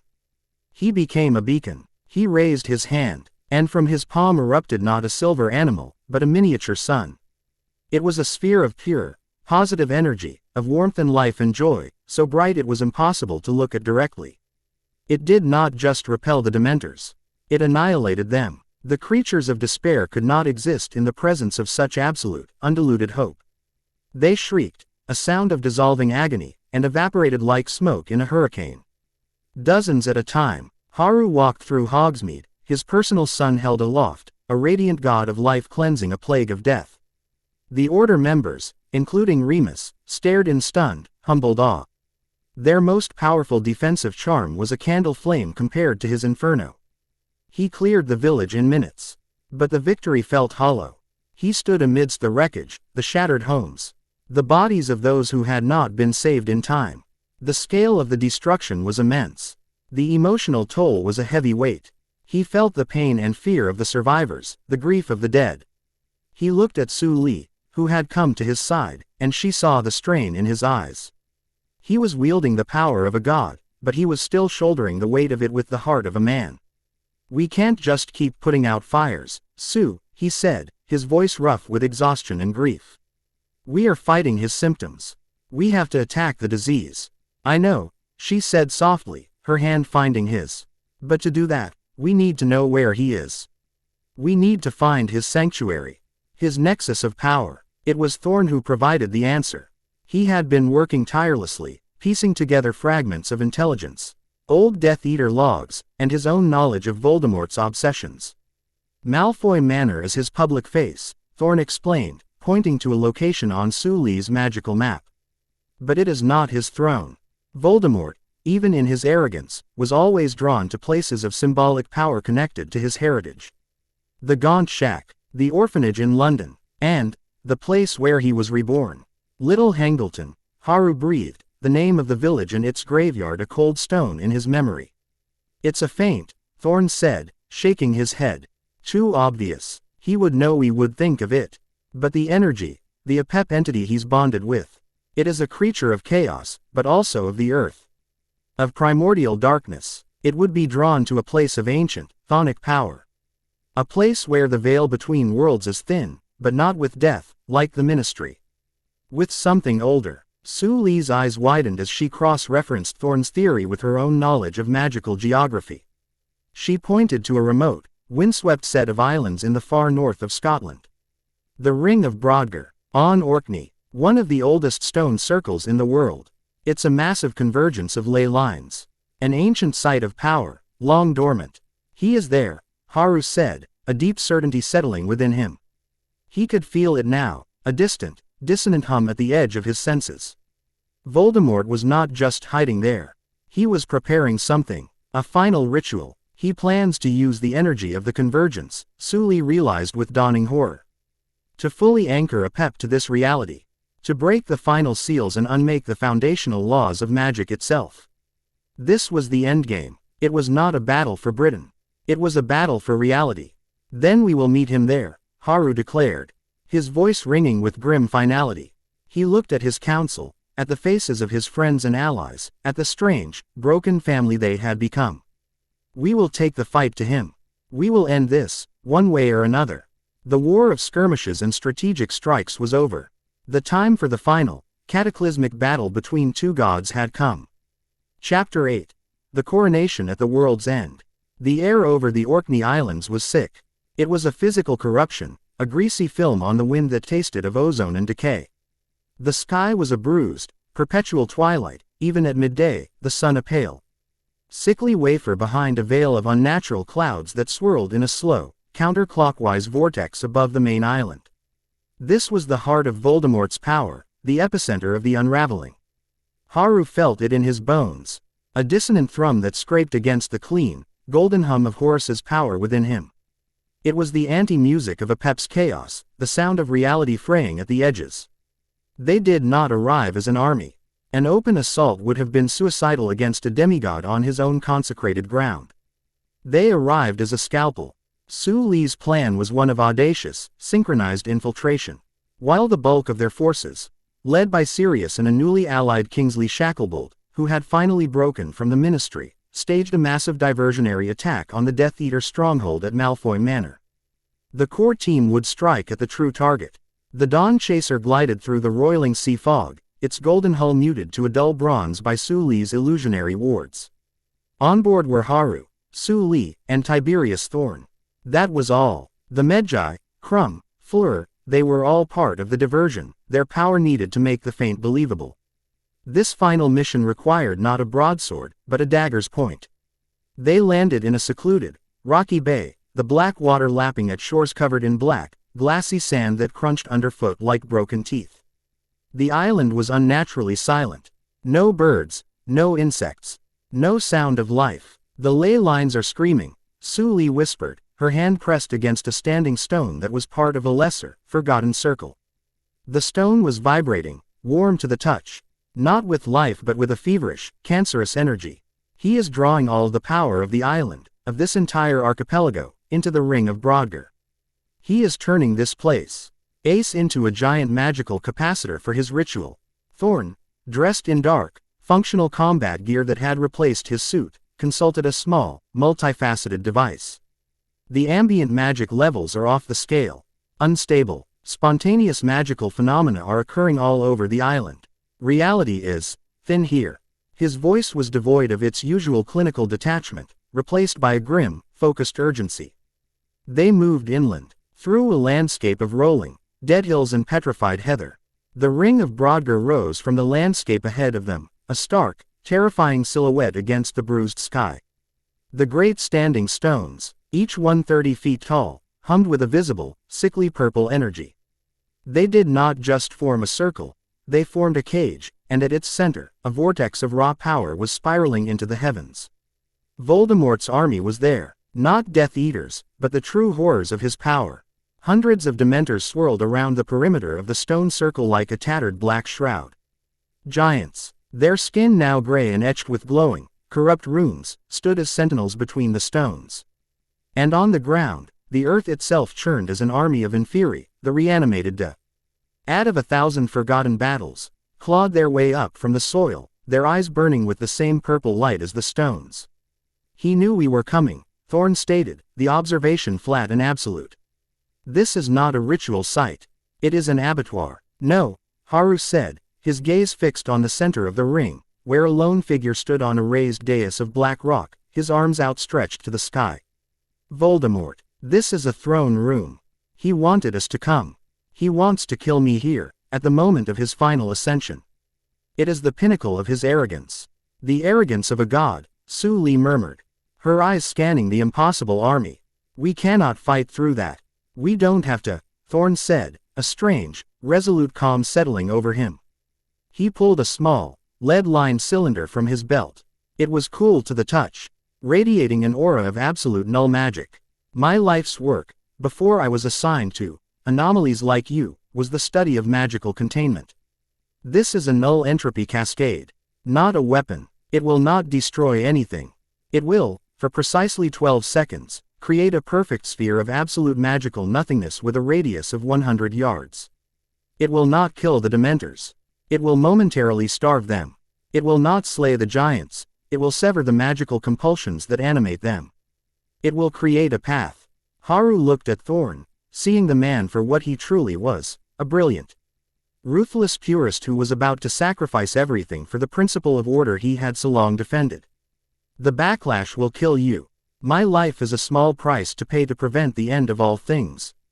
Thorn said, his voice steady. He met Haru's gaze, and for the first time, there was something akin to respect in his cold eyes. I was tasked with neutralizing the world-breaking anomaly. I failed. I thought it was you. It turns out, my job is to clear your path. Get to the center. Stop him. Suli placed a hand on Thorn's arm. Tiberius, it has been an education, Queen Suli, he said. A ghost of a smile touching his lips. He looked back at the ring. The final ward protecting him, the vortex itself, is a shield of pure chaotic energy. My device should, in theory, cause it to collapse as well. It will be your only chance. He didn't wait for another word. He broke from cover, sprinting towards the horrifying army, the small cylinder held high. For the order of things. He roared. A final, defiant cry. The Dementors and Inferi surged towards him. Before they could reach him, he twisted the base of the cylinder. There was no sound, no explosion, just an utter, absolute cessation. A sphere of perfect, silent blackness expanded from Thorn's position, and everything it touched simply stopped. The Dementors froze, their cloaks falling limp. The giants stared blankly, the runes on their skin fading. The Inferi collapsed into heaps of bone and rotting flesh. The howling vortex of purple energy at the center of the ring wavered, faltered, and died with a silent scream. For 12 seconds, there was a perfect, clear path to the center. Go! Suli yelled, her voice breaking the spell. They ran. They sprinted across the dead ground, past the frozen monsters, their feet pounding on the unholy soil. They ran for the heart of the circle, for the dais where Voldemort now stood, his face contorted in a mask of pure fury at this unforeseen interruption. They were halfway there when the 12 seconds ended. The world crashed back into being. The roar of the monsters, the howl of the wind, the hum of the stones, it all returned in a deafening wave. The sphere of nothingness collapsed in on itself, and at its center, Tiberius Thorn simply ceased to exist, erased from reality by the paradox he had unleashed. But his sacrifice had worked. They were inside the perimeter. Past the army, a wall of giants and Dementors turned to intercept them, but Suli was ready. She didn't draw a weapon. She slammed her hands onto the ground, and a scroll she had been holding dissolved into the earth. Celestial Cage. First verse, the pillars of earth. The ground erupted. Great walls of black, Orkney stone, inscribed with glowing Chinese and Egyptian runes of binding, shot up from the ground, forming a corridor, a protected pathway that blocked the encroaching army. The giants hammered on the walls, but the harmonized magic held them firm. They reached the dais. Voldemort stood there, his red eyes blazing with hatred, the air around him crackling with raw, untamed power. He was no longer just a man in a snake-like body. His form was subtly unstable, shifting at the edges, his shadow coiling and uncoiling like a serpent of pure darkness. "You have meddled for the last time, Potter," he shrieked, his voice a dissonant chorus of man and something other. The final battle began. It was not a duel. It was a collision of fundamental forces. Voldemort unleashed waves of pure chaos, curses that caused stone to decay into dust, bolts of energy that unraveled the very air they passed through. Haru met them head-on. He was a bastion of order, a whirlwind of sun fire and force. His khopesh was a streak of divine light, cleaving through dark energy. His fists wreathed in golden flames as he parried and struck. But he was being driven back. Here, at the center of this corrupted nexus, Voldemort's power was nearly absolute. Apep's influence was at its zenith. "You cannot win." Voldemort laughed, a terrible, grating sound. "To kill me is to unleash my master fully upon this reality. To let me live is to watch your world be unmade. Your precious order has no path to victory." He was right. Brute force was not the answer. This was the realization Haru had been moving towards. He could not kill the god. He had to imprison it. He caught Suli's eye. A silent, perfect understanding passed between them. This was the moment they had prepared for, the true final gambit. "Su, now," Haru roared. He stopped defending. He dropped his khopesh, the blade clattering on the black stone. He opened himself up, taking the full force of Voldemort's next attack. A wave of chaotic energy slammed into him. The pain was absolute, 1,000 times worse than the cruciatus. The feeling of his very atoms being pulled apart. He screamed, a raw, agonized sound, and fell to his knees. Voldemort loomed over him, his face a mask of triumphant cruelty. "Yes, this is the end." The boy king, kneeling before the void. But Haru wasn't defeated. He was grounding himself. He drove his hands into the dais, and through the agony, he connected with the ley lines beneath them. The very heart of the island's power. He was not just a vessel for Horus anymore. He became Horus. His eyes exploded with golden light, his skin shone like the sun, and the spectral image of a giant cosmic falcon spread its wings behind him, a being of pure, divine order. He looked up at Voldemort, and he smiled through the pain. "You were right. I can't kill a god. He lunged, not at Voldemort's body, but at his soul. He drove his hands, now pure energy, into Voldemort's chest. He felt the terrified, shriveled soul of Tom Riddle, and wrapped around it, the immense, cold, consciousness of a pep. With a roar that shook the heavens, Haru seized the serpent. He began to pull. It was the most agonizing thing he had ever done. It was like tearing the universe in two. He was physically ripping a god from its mortal host. Voldemort shrieked, an unholy sound of both terror and agony, as the dark energy that made him what he was forcibly extracted. As the shadowy, serpentine form of a pep was drawn, writhing and screaming, from Voldemort's body, Suli made her move. She was the anchor, the architect of the cage. She leapt onto the dais, her hands weaving intricate patterns in the air. A dozen scrolls creating a complex, three-dimensional array around the struggling forms of Haru and the Apep entity. Second verse, the chains of water. Third verse, the breath of wind. Fourth verse, the heart of fire. She chanted, her voice ringing with power. Elemental forces answered her call. Chains of solidified seawater, winds that cut like razors, and nets of pure flame manifested, weaving themselves into the stone pillars she had summoned, creating a multi-layered, inescapable prison. This was the celestial cage, a perfect fusion of her elemental mastery and the Egyptian binding principles she had learned. It was a prison woven from the fundamental laws of reality itself. Final verse, the seal of a king's will. She cried, looking at Haru. Haru gave one final, primal roar and tore the Apep entity completely free from Tom Riddle's soul. The moment it was fully manifest, a being of pure, formless chaos, he shoved it with all his might into the center of Suli's waiting construct. The trap sprang. The walls of stone slammed shut.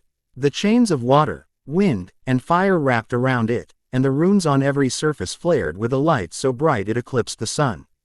Apep, the serpent of chaos, was trapped, howling its silent rage, sealed within a pocket dimension governed by a new, absolute law. On the dais, the show was over. Tom Riddle, his soul shredded, his borrowed power gone, his very being deprived of the force that held it together, simply crumbled. He turned to gray dust and ash, which the wind scattered into nothingness. Silence. The purple light of the stones faded. The unnatural clouds in the sky parted. A single, clean beam of true sunlight broke through, illuminating the ring of Brodgar. The Dementors, their god gone, fled in a terrified swarm. The giants stared dumbly, the spell broken, and began to wander away. The Inferi were just bones on the ground.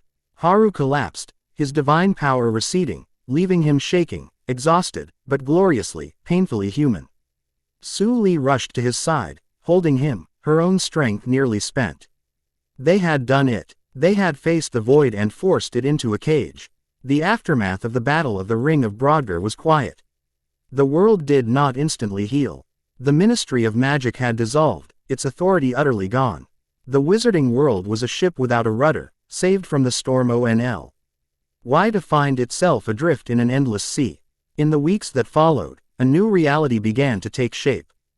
Delegations from magical communities across the globe, having felt the psychic shockwaves of the battle, began to arrive in Britain. They came not to the ruins of the ministry, but to the shores of High Brazil. They came seeking the one who had stood against the darkness and won. The final scene was not a grand celebration, but a quiet, solemn gathering in the central cove of the island. Representatives from every major magical government were there. Dumbledore, looking older and humbler than ever before, stood with the remnants of the Order. Sirius, Remus, Fleur, Krum, the Weasleys, they were all there. They were all looking at Haru. He stood before them, not in the robes of a pharaoh, but in simple, practical clothing. At his side, Suli stood as his undeniable equal. He was not the boy who lived. He was not a student, a champion, or a fugitive. He was the man who had saved them all. A French delegate, a stern-looking woman named Isabelle Dubois, stepped forward. "The world you saved is broken," she said, her voice clear and carrying. "It lacks a center. It lacks leadership. We have spent weeks debating, arguing, trying to rebuild the old ways. They are not enough. A new age requires a new kind of authority." All eyes were on him. It was not a request. It was a plea, a burden, A crown being offered not of gold and jewels, but of immense, crushing responsibility. Haru looked at Suli. He saw in her eyes the same understanding he felt in his heart. Their journey was not over. It was just beginning. They could not return to the quiet, peaceful life of Heracleion. They had broken the world, and now they were a part of it. They had a duty to help remake it. He stepped forward, his gaze sweeping over the assembled faces. His voice, when he spoke, was not the voice of a boy, but of a king accepting his destiny. The age of mysteries and secrets is over, Haru Kansu declared. His voice ringing not with divine power, but with human resolve. A new age has begun. We will not rebuild the old world. We will forge a new one. Together, a global council, built not on fear and secrecy, but on cooperation and strength. It is a great and terrible task, but we will not shy away from it. He held out his hand, and Suli took it, their fingers lacing together. They stood as one, the pharaoh and his queen, the serpent and the falcon, the reluctant saviors of a world that now knew, with terrifying certainty, that gods, both dark and light, still walked among them. The Koro nation was not held in a castle or a grand hall. It was held on a wild, forgotten beach, under an open sky. It was a coronation of purpose, an acceptance of a burden, and the true beginning of their reign.